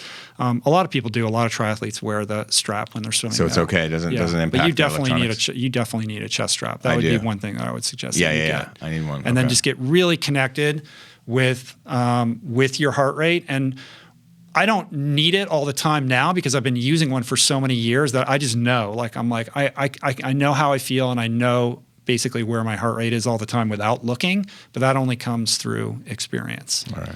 So there's that. Here's something I bet you've never heard of or seen before, and these are this is a pair of goggles, and they're made by a company called Form. Have you heard of these? No. These are cool. And also, these were sent to me for free as well. Are they night vision goggles? They are. They look kind of like that, too. They night vision swim goggles? They look like some kind of futuristic swim goggle. They've got this little doodad on one side of it, a little computer thing. And basically what they do is it's like an AR device. When you put them on and turn it on, you'll see a little digital readout in your visual field. Yeah. And when you hit start, it's basically a GPS watch for swimming. It's Google Glasses for swimming. Basically. Yeah. And when you're swimming, it will you input like the size of the pool, 50 meters, 25 meters or whatever. And there's a running clock, and you can kind of customize the data fields, but basically it gives you a running time and also a tally on your distance. And it knows when you are doing an interval set. Like it'll say, like if I'm doing a set of 10 100s, it will, when I finish the 100, it'll flash like the time that I did that 100 yards in. And then it'll do a running clock of like how long I've rested before I push off again. So it's essentially like using a pace clock, but the pace clock is just in your visual field while you're swimming. And when these were sent to me, I thought there's no way these things are going to work. Like it's just not going to be that good. But I was really amazed. So you're seeing it in the field of your vision? You're seeing all that? Yeah, you see it like it appears like in like an alternate, AR, like a VR kind of experience. You're the Terminator, when you're wearing bro. these, and they work really well. And I'm blind, like without my glasses, I was like, I'm not even going to be able to read these numbers, but I could see them totally fine. And so this has been a really fun doodad gadget I love that I've been playing around with. I would totally buy them if it had like the parking, like you can get cars that automated parking. If it could do an automated flip turn, I'd buy it tomorrow. Dude, if it trains for you and you can lay, what if you lay in bed and you put them on and it pretends like you're swimming? And then every time I cross the room, it flips me upside down. That would be crazy. All right, one more thing.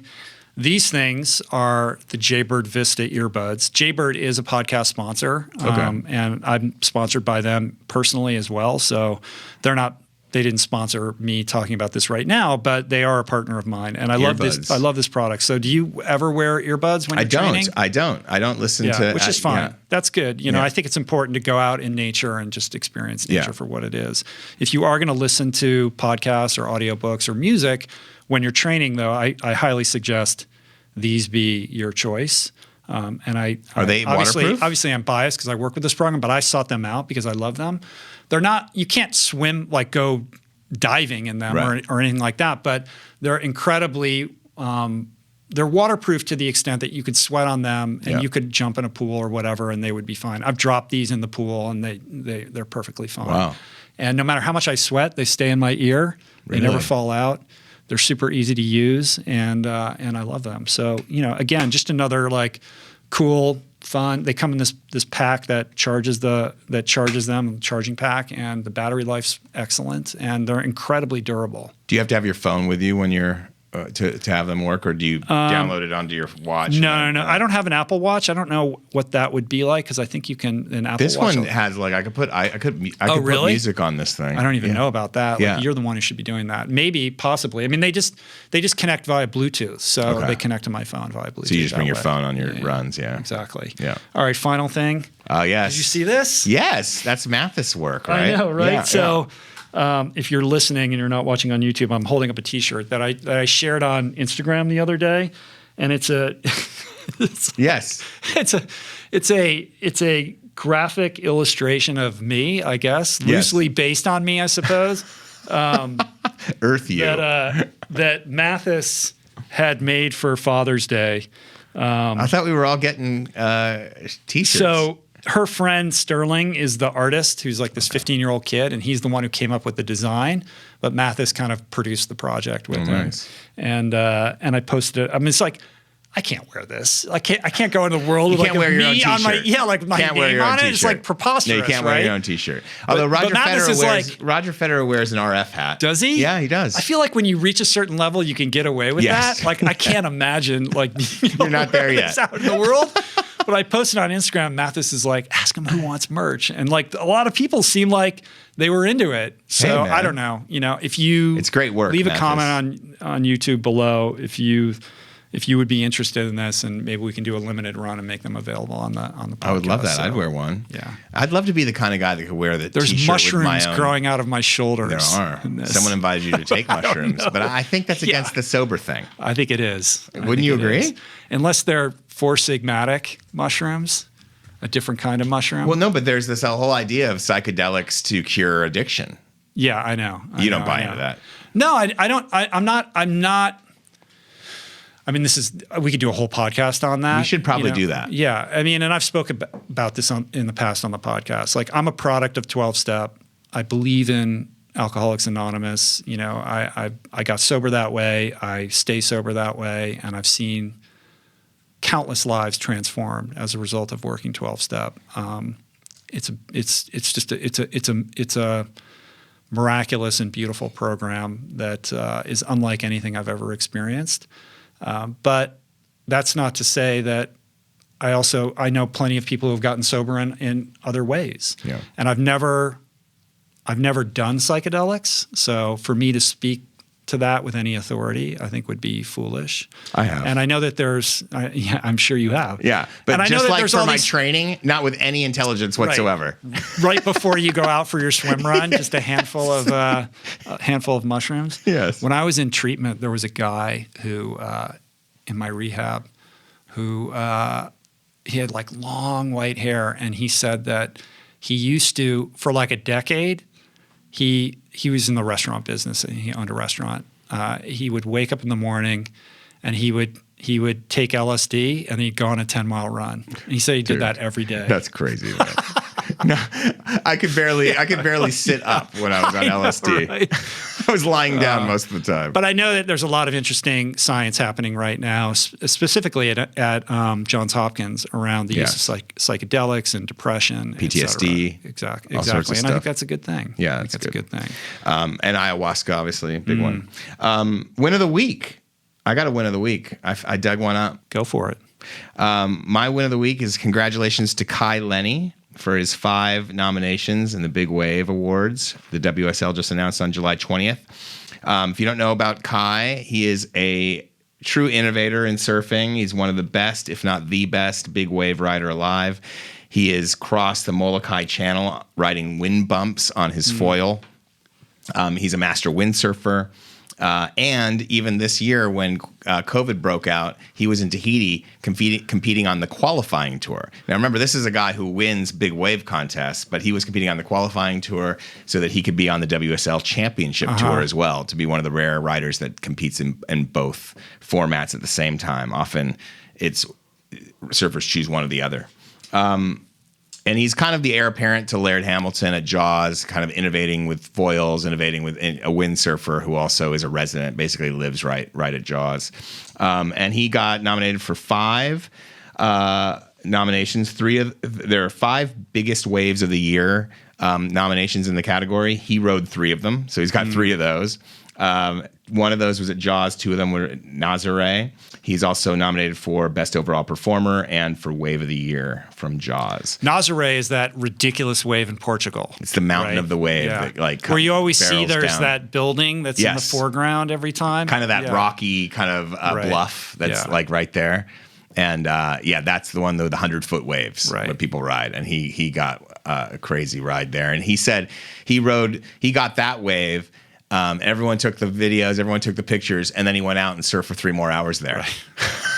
That's what he told me, because I was interviewing him for a different story. That's like David Goggins when he parachuted into the Ironman World Championship swim start, did the race, finished it, and then went and worked out later that day. That's right. Did you know that? Yes. Yeah. I remember that story. Yeah. He told me that story. Right. And that story of that is that he parachuted in. He was doing that with another Navy SEAL who they both parachuted in together, swam in, they did the thing. It was all, it was basically the TV kind of, it was going to be one of their things they ran. And he was behind the other SEAL the entire race until because he had problems. I think he fell behind in the swim, and then he had issues at the beginning of the run where he couldn't get his rhythm, and he was walking a lot of it. Then he found his rhythm and started hammering as he does. And then he caught the guy right at the end, and the guy looked at him and goes, "Fucking Goggins, man." I think that's exactly what I said to him when we started our podcast. That's how I opened our podcast. Yeah. And they finished together. David could have beat him, but they finished together. That's classic. Yeah. Good deal. I have a quick win of the week, and that is shining a spotlight on Valarie Allman. I tweeted this the other day. Valarie is a discus athlete, and she just broke the American record in discus. And I shared this video. We'll link it up in the show notes of her breaking the record and her swinging the discus. Did you see this? No. It's hypnotizing. It's like ballet and performance art in extraordinary athleticism. Check that out. I'm having Adam watch this right now. I'm watching the discus. I watched it 10 times in a row. I couldn't stop watching it. Wow. It's so extraordinary. And she's a Oiselle athlete.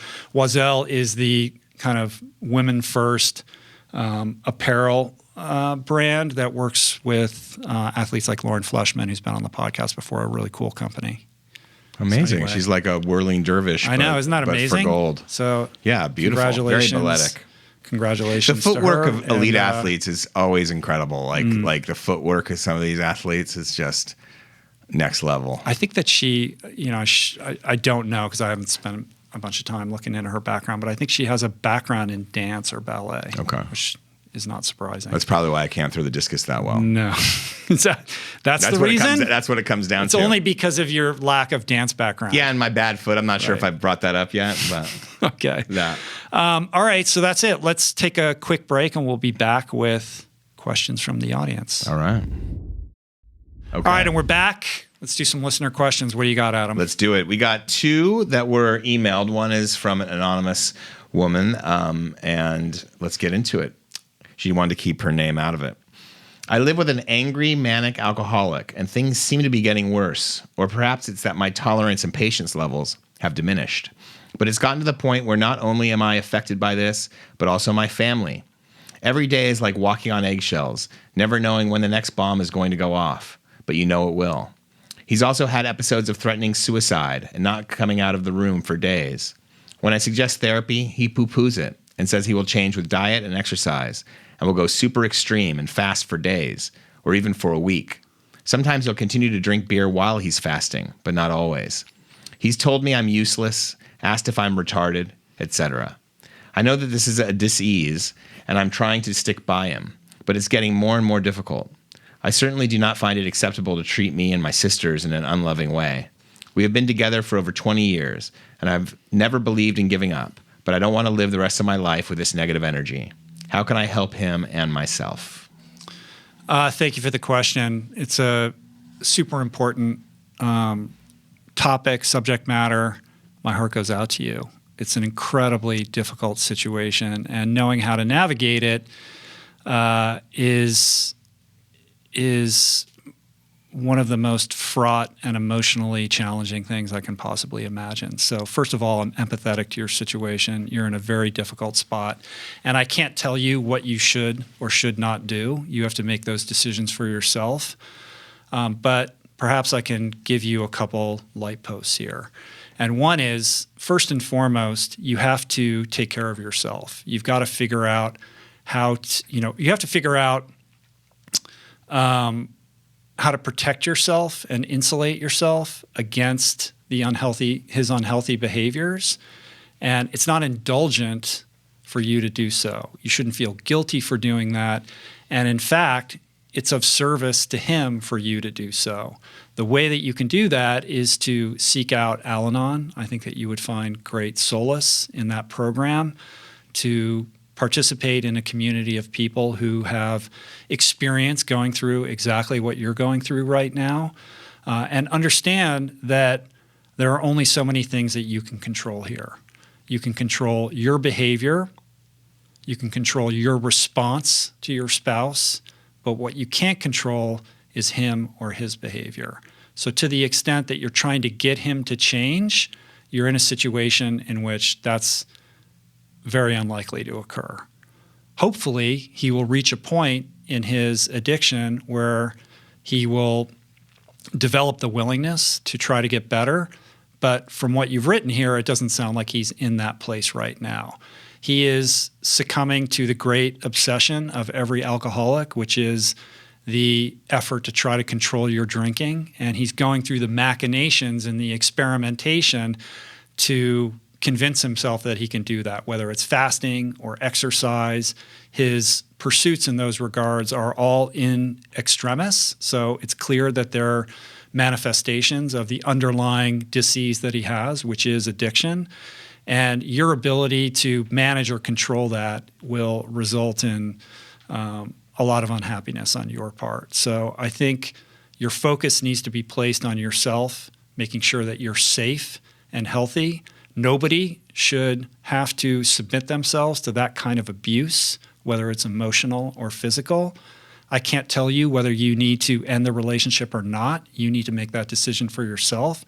But I can tell you that you are valuable in this world, and nobody should be talked to in that regard. So take the steps that you need to take to protect yourself and your family members who are on the receiving end of this kind of abuse.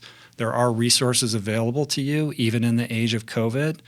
And again, that's where I think your priority needs to be.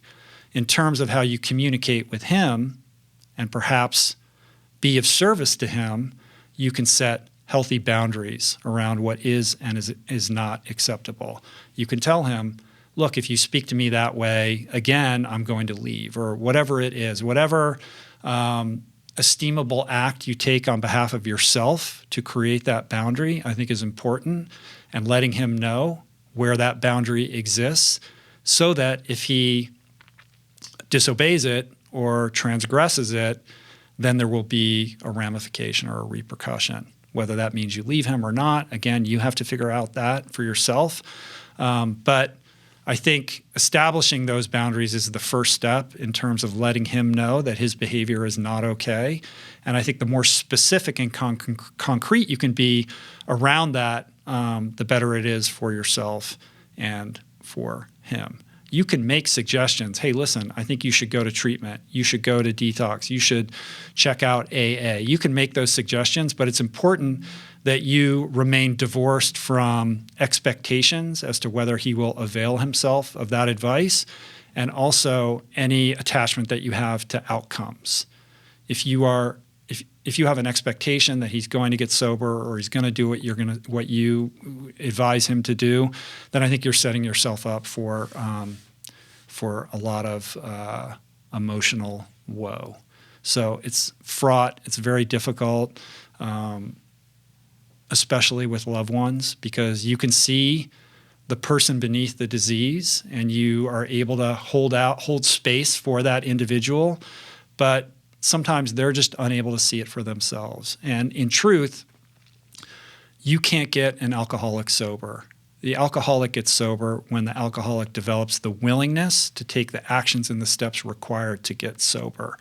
And that's a very personal journey. So as harsh as it may sound, this person might have to suffer greater repercussions, might have to be in more pain than he is in right now in order to hit that bottom and have that reconciliation for himself.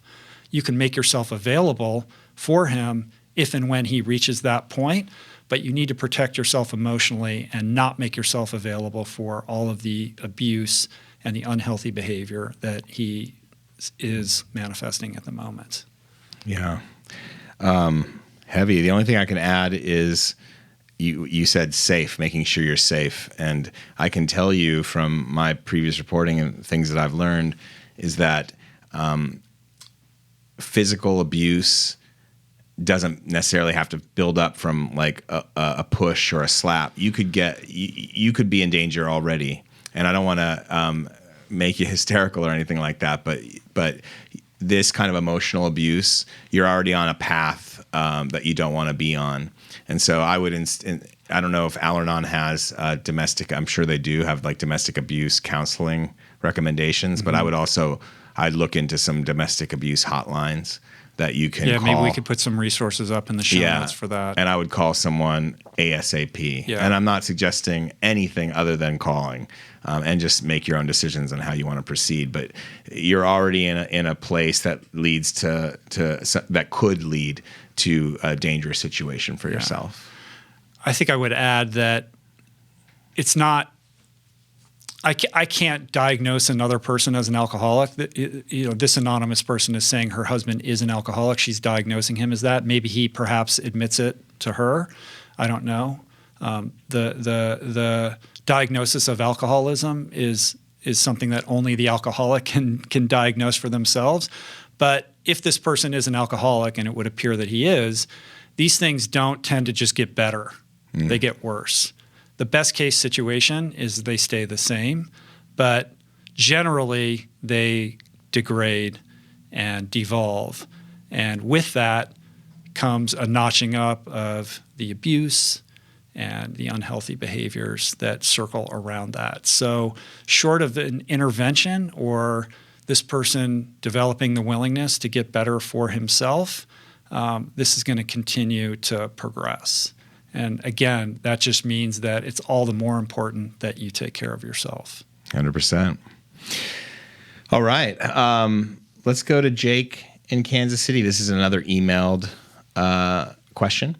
You've talked in the past about people getting addicted to self-help, that we mistakenly search for the next hack, the next optimization strategy. I felt this way in my own experience to self-improvement. I tend to consume all that's out there. And while I live out some of it, I find myself being more concerned with reading or listening to the next thing, whatever that may be. So how do I go about choosing the top 3 to 5 things I find most valuable and just walking that path? How do you stay committed to learning and growing while also remaining steadfast to a short list of pursuits that you're 100% committed to? How do we avoid consuming self-help as an end in itself instead of just a means to a greater end? Thanks. It's a great question. It goes back to analysis paralysis, what we were talking about before. Whether it's the gear or self-help literature, these are just devices to distract you and prevent you from actually moving forward. I've got nothing against self-help literature. It helps lots of people.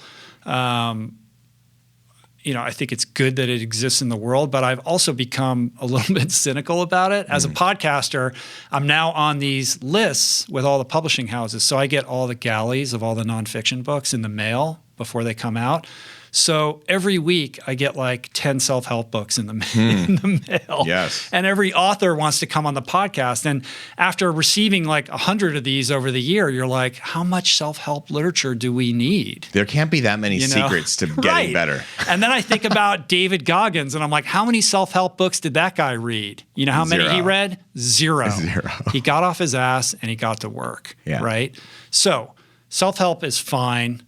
If you need some guidance, if you lacked mentorship or education in your life such that these are helpful to you, I think that's great. But when you start to use them as a shield, to insulate you from taking any actions. Obviously, they're becoming an impediment. They're the very thing that is preventing you from helping yourself. It's interesting. The irony in that, right? Yeah, it's interesting. Like this fact that neuroscience has become so popularized, it kind of makes us like attuned to optimization. And in this tech world where everything's supposed to optimize, like there's a whole like Tim Ferriss's kind of position in how to optimize like the work week or how to do this or that. It's interesting. I think there are people out there. There's a whole segment of population that are interested in how to be optimal, but then the pursuit of that. But when you look at the most optimal people in the world, Yeah. they're not the people that are focused on optimization necessarily. No, I don't think so. So it is a weird kind of paradox, I suppose. And I would say to Jake, listen, like here, he's like, how do I go about choosing the top 3 to 5 things I find most valuable and just walking the path? How about one thing? Oh. You know, I can't tell you what your values are, but you know, if you can get clear on what your values are and establish something that you want to manifest in your life, let's begin that process. I think the analysis paralysis comes in the plotting and the map making and what is the trajectory and how am I going to get there. And there's so much mental masturbation that goes into that at the behest of taking that first step.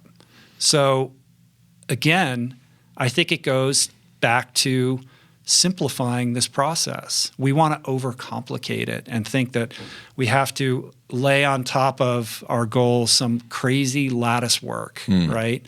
And I think that those can become handicaps as much as tools. It's interesting. I think about the Huberman thing, talking about like how habits first and then thought and perceptions and everything follow. Right, behavior first. Behavior first, and then everything else follows. And the construction of habits, it sounds like maybe he's the type of guy that gets bored from doing the same thing over and over again. And there is a certain boredom in creating a habit that becomes like a daily ritual. But you got to stick with something about creating habits for yourself. Maybe every morning coming up with a morning practice, whether it's a meditation or a yoga, and then a meditation or something that you commit to doing every day, one thing that you commit to doing every day, and then see what that gets you, as opposed to whatever you got out of a self-help book. Maybe there's some habits that you can take, that you can build your days around, that you can lock in. You know, I think that's good advice. I would say, and we talked about this last time, I think, that it's important to understand that when you're consuming a self-help book, that's not the accomplishment. The accomplishment is in applying that wisdom to your life, right? Yeah. And so the first step is understanding that just because you read a book doesn't mean that you did anything. And I think what happens is you read these books and you feel like you're accomplishing something or growing in your life simply in the consuming of that book. But that in and of itself it's like in 12-step they say, half measures will avail you nothing, right? So like reading a book, it's good. You've consumed this piece of knowledge, but unless you figure out how to apply it in some fungible, tangible way in your life, it will avail you nothing, right? So it's disabusing you of that notion that you've done something just because you've read a book, and it's reconfiguring your perspective to focus more on actions. You know, to bring it back to Huberman, behavior, like lead with the behavior. So we're sitting here having a podcast, episode 500 and whatever. I didn't start the podcast because I read a self-help book and tried to figure out what my values were and created some roadmap to where I would be 7 years later. I just thought this will be cool, and I turned on a mic. Right. It was a behavior. It was an action. Like, hey, this might be fun. And I was like, that was cool. Let's do it again. Right. It wasn't like a whiteboard situation. No. You know, and I think that's the problem with our optimization obsessed culture, is that we think we have to have all of these things figured out before we begin. And in truth, in my own personal experience, it's in the doing that the path is revealed. Yeah, you never really know what the end product is going to be. And we don't even necessarily know what optimal is while we're experiencing it. Right. It's all kind of through analysis later. Well, there's also a binary nature to that very conversation around optimization anyway. You know, I lean more towards the ethereal unknowing of it all. Yeah. Right? That you can never know. There's a spirituality to all of this as well that I think gets lost in the conversation around optimization, which is, this assumption that we can drill everything down to ones and zeros and create an equation for success. And I just don't think it works that way. That doesn't mean that we can't learn and improve by virtue of these tools, but I think there's a bigger dance at play, and broadening your perspective and understanding that, I think at least it's been helpful to me. We've talked about that before. I mean, just recognizing you're a speck of consciousness in this great sea is liberating in a way, because it means that there's so much more going on than you can possibly be aware of. And if you just handle your stuff in a systematic way on a day-to-day basis, it's going to get you to a good place. You just don't know where that good place is necessarily, which is also a beautiful thing. Just think about this. Self-esteem comes from esteemable acts. Like, that's a truth, right? Why is that the case? Can that be defined in some kind of binary optimization vernacular? Like, I think it's a spiritual principle. That we are the sum total of our actions, and if we do esteemable We're act, more than that. Yeah. We're more than the sum total of our actions. But I think that having just being able to broaden your aperture a little bit and understand that if you are clear in your intentions and you are full of heart, pure of heart, that whatever path that you pursue. And I talked about this in my book, I believe that the universe will conspire to support you. If you've done the inside work, if you are coming from a place of love and compassion and gratitude, that the world will greet you in kind. And that has nothing to do with, neuroscience necessarily. You disagree? I agree to a point. I think that chaos theory exists, and sometimes chaos descends on your head. Well, also luck plays a huge part. Yeah. So I don't think it can always be that way, but I can say that if you tend to greet your experiences, I do think it comes down to how you deal with the hand you're dealt. So sometimes you're dealt a really shitty hand, and it's really hard to stay open and positive about it. But that doesn't mean that the person who does stay open and positive about it isn't going to have more success than the one that doesn't. So I think it's complex, but I do believe you're right a lot of the time. I also believe that chaos, hurricanes brew. Yeah, and that does happen. Point taken. Yeah. All right, let's move on. Moving on. Let's listen to some voicemails. Hey, Adam. Hey, Rich. This is Daxon from middle of nowhere, Wyoming. I delivered coronavirus tests across the state, and I love listening to you guys when I'm on the road. My question for you today is, as a 25-year-old, along with plant-based eating, what are some other habits, things I can do in my life now that I will appreciate in the next 10 years? Thanks, guys. That's such an awesome question. Isn't that Jackson? great? I know, right? all I can think about is what was I doing when I was 25? I was such a knucklehead. I certainly wasn't trying to better myself by leaving voicemails for podcasters, or delivering coronavirus tests in an epidemic. I was just, God. Big respect, Jackson. Huge respect. Very cool. Plant-based diet. That's good. Yeah, that's a good start. Look, there's no behind the velvet rope here. I think the habits that you form at your age, at age 25, are things that you want to kind of,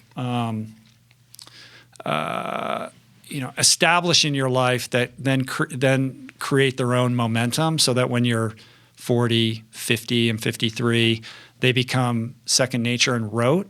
I know personally, because I'm at my age, I have a lot of friends who are now starting to deal with a lot of health stuff that they never really had to think about, but they never formed proper healthy habits early on, and now they're confronted with having to undo all of their unhealthy habits and create new ones, which is much harder than just creating a healthy habit when you're young. Right. That becomes second nature and just part of who you are, part of your lifestyle, as opposed to something that you feel like you have to focus on. It's just it doesn't even require any brain bandwidth because it's fundamentally who you are.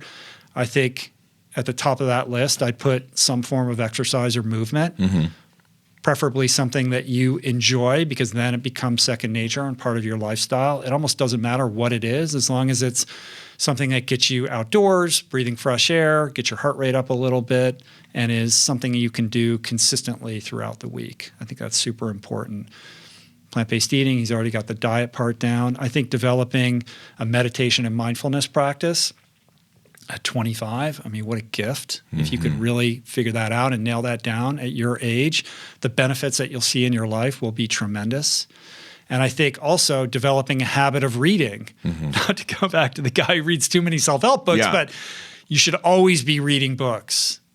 Every single interesting person that I've ever met in my life is an avid reader. Yes. So if you can make reading a go-to habit, it doesn't even matter to me what you read. Doesn't really matter. As long as you're reading all the time, I think that will make you stand heads and shoulders above your peers and just make you not only an interesting person, but a person who is interested in the world. Well, that's what makes it. That's those who are the most interesting people, right? The ones that are still like trying to figure it out. Of course. Yeah, I totally agree with you. I think one thing that helped me when I was younger, kind of build good habits just in general, was starting a yoga practice, morning yoga practice. I started by just doing 9 sun salutations every morning before I did anything else. And just that alone kind of got me to the point where I could like try to become a writer, basically. Oh, is that right? It gave I me didn't know discipline. that. I never considered myself a disciplined person until I started doing that. Wow. It taught me discipline. So creating some sort of morning ritual for yourself doesn't have to be that. You can go run, but I think some sort of meditation aspect, some sort of like metaphysical, like spiritual aspect to your day does help you kind of stay grounded, stay humble, and stay ready. Yeah. So. What is your connection to source? Yeah. What does your higher power look like? Yeah. And how does that infuse your life and set you on a trajectory to bring meaning and purpose into your life? The other aspect of this that I would mention is finding a way to be of service. But this is a guy who's delivering coronavirus tests across the state. Yeah, like he's providing a service. But I think when you approach your life from a service perspective, from a perspective of how can I contribute, how can I give, how can I provide, as opposed to what am I getting out of this for myself, that will not only make you a happier person, it will make you a more productive person, a more contented person, and just a better individual, I think, and somebody who other people want to be around also. I'll add one more thing to the list. I don't want to overload you, Jackson, but travel internationally. That's a big and not just to like nice places, but to places that might be fraught, to places that might be challenging. Make yourself, put yourself where you're one of the only foreigners on the ground. And just go explore. That's the Henry Rollins philosophy of life. That's right. Yeah. Pack a bag and go to some weird corner of the planet. Go to Papua New Guinea or somewhere like that. I think that's really good advice. Yeah. And I think also, to avoid overwhelming you, just break these things down into tiny little chunks. Yeah. And don't beat yourself up for not doing it perfectly every single day. Exactly. And I'll cap it off by just saying, it sounds like you're in a car or a truck for a lot of hours during the day. It's where you listen to the podcast. Thank you for doing that. But to the extent that you have all this time in the car, like what else are you listening to? Like don't just turn the radio on and let it tell you what it wants to tell you. Be mindful about how you're programming your audio throughout the day when you're spending all that time in a vehicle, whether it's audiobooks or other podcasts and the like. Yeah. Make sure you get your QAnon feed. Kidding. All right. Kidding. Yeah. All right. Let's go to Rich. No, that's you. Let's go to Adam in Alberta, Canada. Hey, Rich and Adam. My name is actually Adam, too. I'm In fact, my name is Adam Skolnick, and I live in Alberta, Canada. I've been a long-time listener of the podcast. In fact, I've been listening since episode 1, way back when you were recording in Hawaii, which means I've literally listened to you talk for thousands of hours, as I've listened to 99% of your podcasts. The question I have, which you do have my permission to play on the podcast, is this. The topic of education has come up frequently in your podcast, and I happen to be a teacher in a public school. In fact, I'm a school administrator in Canada. I often think about how somebody can influence the world in a positive way and how educators are positioned in a highly influential role. While there are an increasing number of mainstream education alternatives for students, which I think are wonderful, I still believe that public education remains an important avenue for a significant percentage of the population. Whenever health-related guests are on your show, you ask them if they were to wake up in a parallel universe as the Surgeon General, what health changes they would make to this to the system. So I'm going to ask you the same question. If you were to wake up in the education world equivalent of Surgeon General, what changes would you make to the education system as a whole so that one could positively influence children who I believe to be our most valuable resource and whom the future of our planet relies on? Keep up the great work, guys. That's an amazing question. I like how well thought out it is, too. Yeah. Well, he's a teacher. Yeah, I know, right? Thanks, Adam. And thank you for listening to the podcast for so long. I really appreciate that. I will say this, that Surgeon General question that I ask to doctors when they come on the podcast, those people are trained in their specific discipline. So I was should they become Surgeon General, Yes. they actually have some level of expertise. So now I'm being asked to be education czar, but I'm not an educator. But yet you're an education podcast. Right. But I would not consider myself a teacher nor an expert in education in general. So my answer will be couched in that caveat. Yes. That said, and I've touched on this before, I think that our educational system is a legacy of a bygone era. It was developed in Victorian times to develop good factory workers to be productive in an increasingly industrialized society. The world has changed. And I think we need to take a hard, long look at what we're teaching and why we're teaching kids what we're teaching them.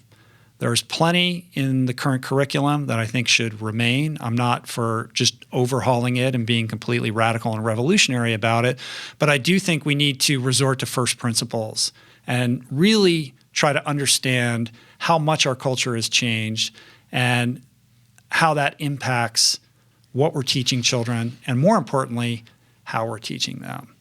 I think that with technology, and I've said this before many times, everybody's got a supercomputer in their pocket that will answer any question that they ever want to ask it. So this rote memorization kind of default methodology of teaching needs to be called into question. And I think we need to shift away from the memorization strategy that has predominated and monopolized our education system for too long, and focus on how do we create amazing, adaptable human beings who will be lifelong learners, who are interested in learning and interested in the world. And I think that needs to start with focusing on developing the esteem of the students and then orienting curriculum around where they sit and what they're interested in and expanding from there. We need to develop young people who know how to work in teams, who understand leadership, who understand and appreciate listening, who know how to collaborate, who know how to work alongside each other on a project basis methodology of learning, as opposed to the singular individualistic approach of reading a textbook and regurgitation. That would be a start.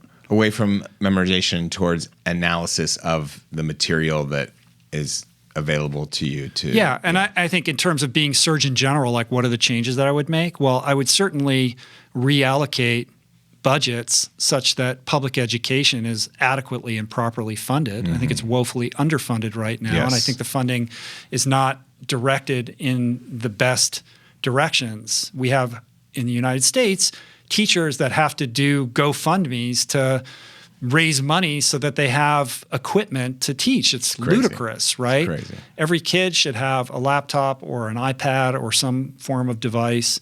We, have this opportunity because of COVID to learn more about how digital learning can inform our educational procedures and processes. And I know there's a lot of smart people that are looking at this and that are studying this. The fact that kids are now learning from home, how does that affect long term? What happens when we finally, get over the hump here and return to classroom learning? How much should we retain of what we've experienced now versus how much do we go back to the way that it was before? And I think this forced moment right now is instructive in that we should be really trying to understand how kids learn in a better way. And when we return, apply what we've learned to create a better classroom experience for all. And I say all of that like this is all very off the cuff. Like I feel bad, Adam, because I feel like I should have mapped out my response. No, but I think you got to that. But no, you get into it. I think that young people going into the world right now and into the workforce need to no longer are we in a situation where somebody joins a corporation and spends their entire career there. Right. No longer are we in the situation where a young person is even going to have the same career field for maybe even a small percentage of their professional life, right? So with that understanding, how do we train young people to be better equipped to handle the strange vicissitudes of a technologically oriented global economy? And I think adaptability comes to mind as one of the most important things. Spoken like a competitive swimmer turned entertainment lawyer turned podcaster. I don't know. And when you graduated law school, did you ever anticipate doing something called a podcast? Well, there was no when I was in law school, there was no internet. Exactly. So, no, but that's you're the proof of that adaptability is my point. Is like right. Is like that. But then I look back and I'm like, well, all the things I did were in education and making me better at being able to do what I'm doing today. That's but I couldn't true. have known that. Right. But you've said you already couched that in there, saying you would keep a lot of keep a lot of what already exists, because clearly you got a lot out of your education. Yeah. But there was a lot of wasted time there too, was a lot of wasted time. A lot of it forgotten due to blackout drunks. That too. I think you hit the nail on the head with the number one thing would be put some more money where our mouth is, and to me that place is teachers' salaries. Number one, salaries. We need to attract talent to the pool. Yeah, and you're not going to do that by paying people peanuts, and it's absurd the level of salary. We need a cultural, social shift in our perception of educators. 100%. These people are rock stars and heroes, and we need to treat them as such. We were talking before the podcast about how this medium has created rock stars out of scientists in a way that is unprecedented. We were talking about Andrew Huberman and David Sinclair and Matthew Walker, these amazing scientists who are doing, phenomenal work in terms of longevity and sleep and, neuroscience, et cetera. In the past, they would have written a book. Maybe the book would have done well, who knows? But now they can go on these podcasts and talk for 2 or 3 hours, and people are like so thirsty for their wisdom. And the response to the podcast that I've had with these people has been unbelievably tremendous. People revere these people. And it makes me think, well, we should have the same perspective for secondary educators and primary educators. What if we were able to, shift our perception of this professional career path and understand that, these are people that we need to hoist up and that we need to celebrate in a way that we don't right now, and to attract the best talent to enter into that. We're talking about, not just the future minds of America and the world, but literally the future of the planet, when we're in this existential crisis of whether or not humanity is going to survive the very real threats that we face. So we can't be paying people $40,000 a year to do it. So you got to. I mean, that's the best way to uplift them is pay them properly. Yeah, and I love it. Beautifully well said, Rich. All right, let's go to Jeremy in St. Michael, Minnesota. Hey, Rich. Hey, Adam. This is Jeremy from St. Michael, Minnesota. And I, first of all, just want to say thank you to Rich for the podcast. It's been really life-changing for me. I've been listening for about almost 2 years now, I think, and the knowledge and insight it's given me has been super helpful in everyday life, so I appreciate it. The question I have is for both of you. I guess you're both writers, and I was curious, maybe more from the sense of a personal story, when you feel like you know that your story is worth writing and putting out to the world, and that it might be received and kind of I don't know exactly how to ask the question, but I have a story. I've been through recovery. I've been sober for 15 years. I've done some things after recovery that I feel would be of worth for people to hear and maybe give them hope to do things in their own lives. And I'm just curious how you come to the reality that this might be something good to put down on paper and that your story might be received well in the world. So hope that makes sense. Keep doing what you're doing, and thank you. Bye. All right, Jeremy. Listen, of course you should write your story. It sounds like you have an amazing story. I think everybody should write their own story. And if you have even the slightest inkling that you want to share something and that what you have to share could be helpful to another human being, of course you should do that. I can't encourage you enough to write what is inside of you that clearly I can feel from your words is yearning to be expressed. I sense some hesitancy and perhaps a lack of confidence around doing this, maybe a little bit of fear. And my sense is that fear is linked to how what you would write will be received. And what you have to do is let go of that. Like, just who cares how it's going to be received? Detach those two things. Yeah, you have to detach. These are two different things. There's the self-expression, there's the telling, and then there's the reaction to it. If you get caught up into the reaction, you're dead out of the gate. Back to you that can't paralysis. think about that at all. You have to just basically get into a place of pure expression and allow it to, emanate from there, I think. And, I can only share my own experience. I'll tell two quick stories. One is how the book Finding Ultra came to be in the first place, because it wasn't like I set out to write a book. I thought maybe in the back of my mind one day I'll write a book, but it wasn't like I had set this goal that I was going to write a memoir. Right. What happened was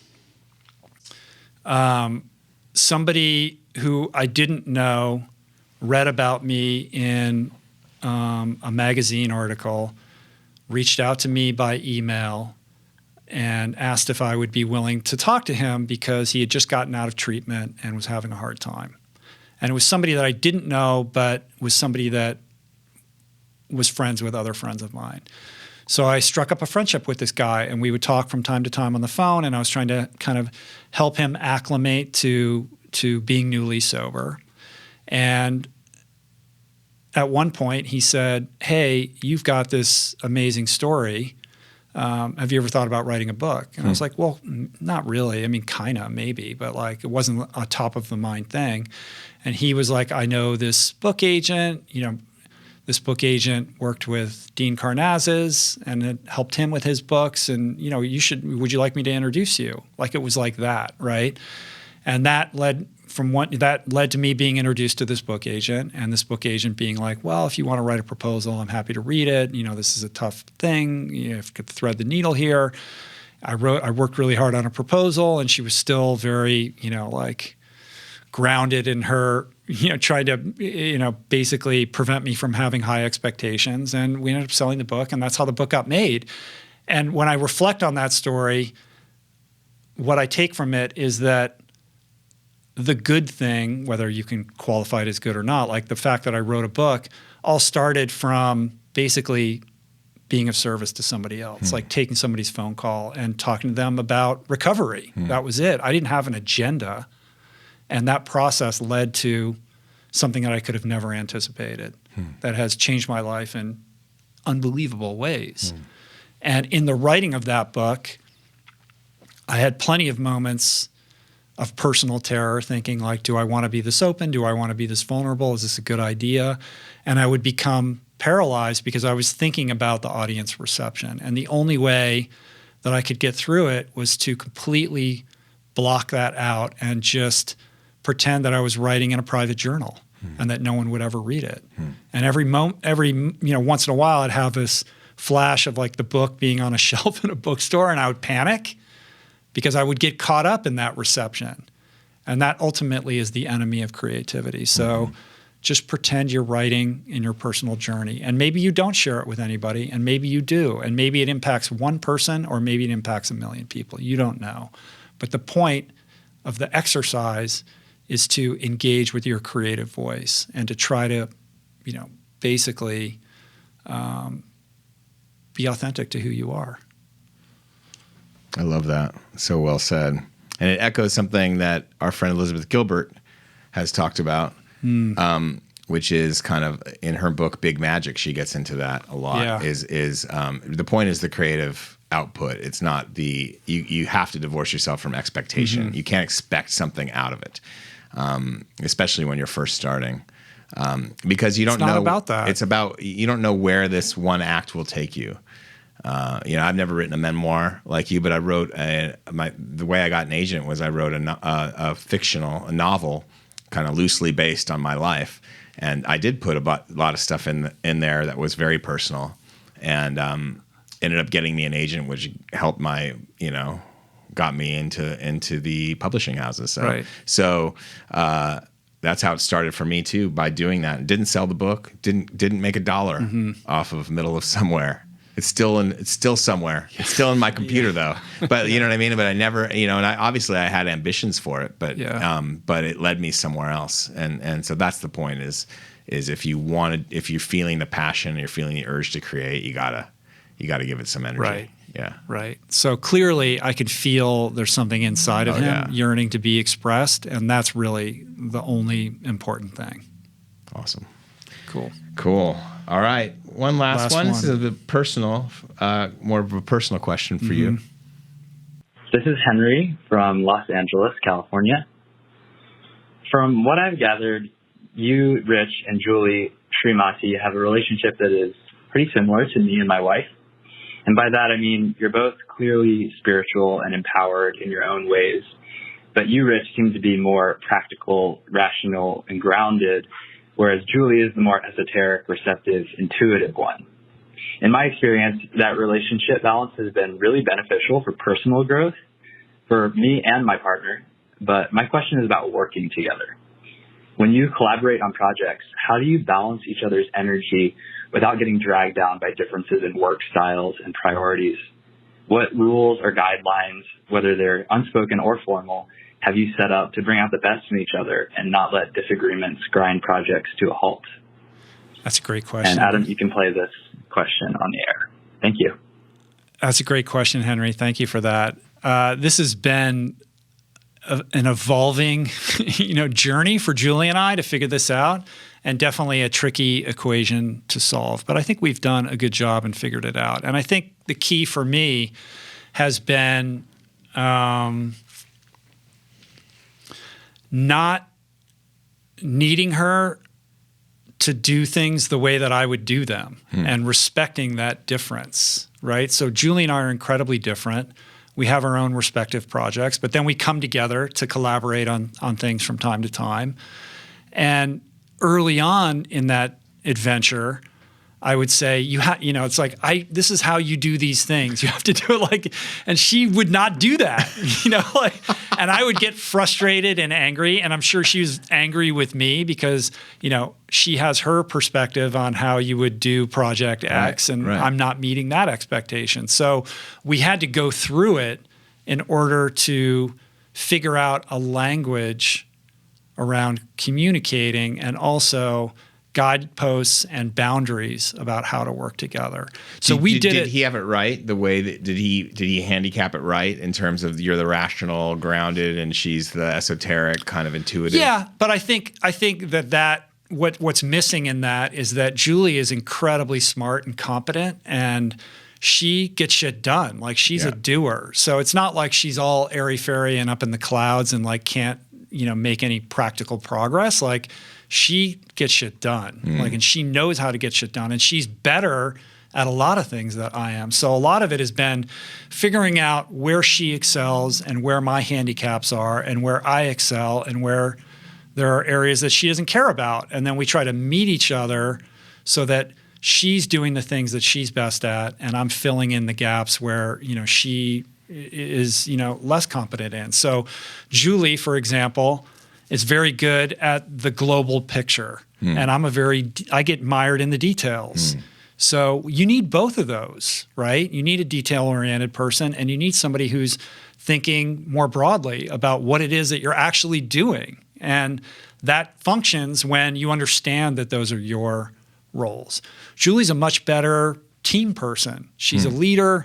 She knows how to get a lot of people around her who are excited about what she's doing. And I'm a solo guy. I'm very good when I'm just by myself. So those are different. Those have, positives and negatives. So it's when you look at a certain project, how are we going to fit together?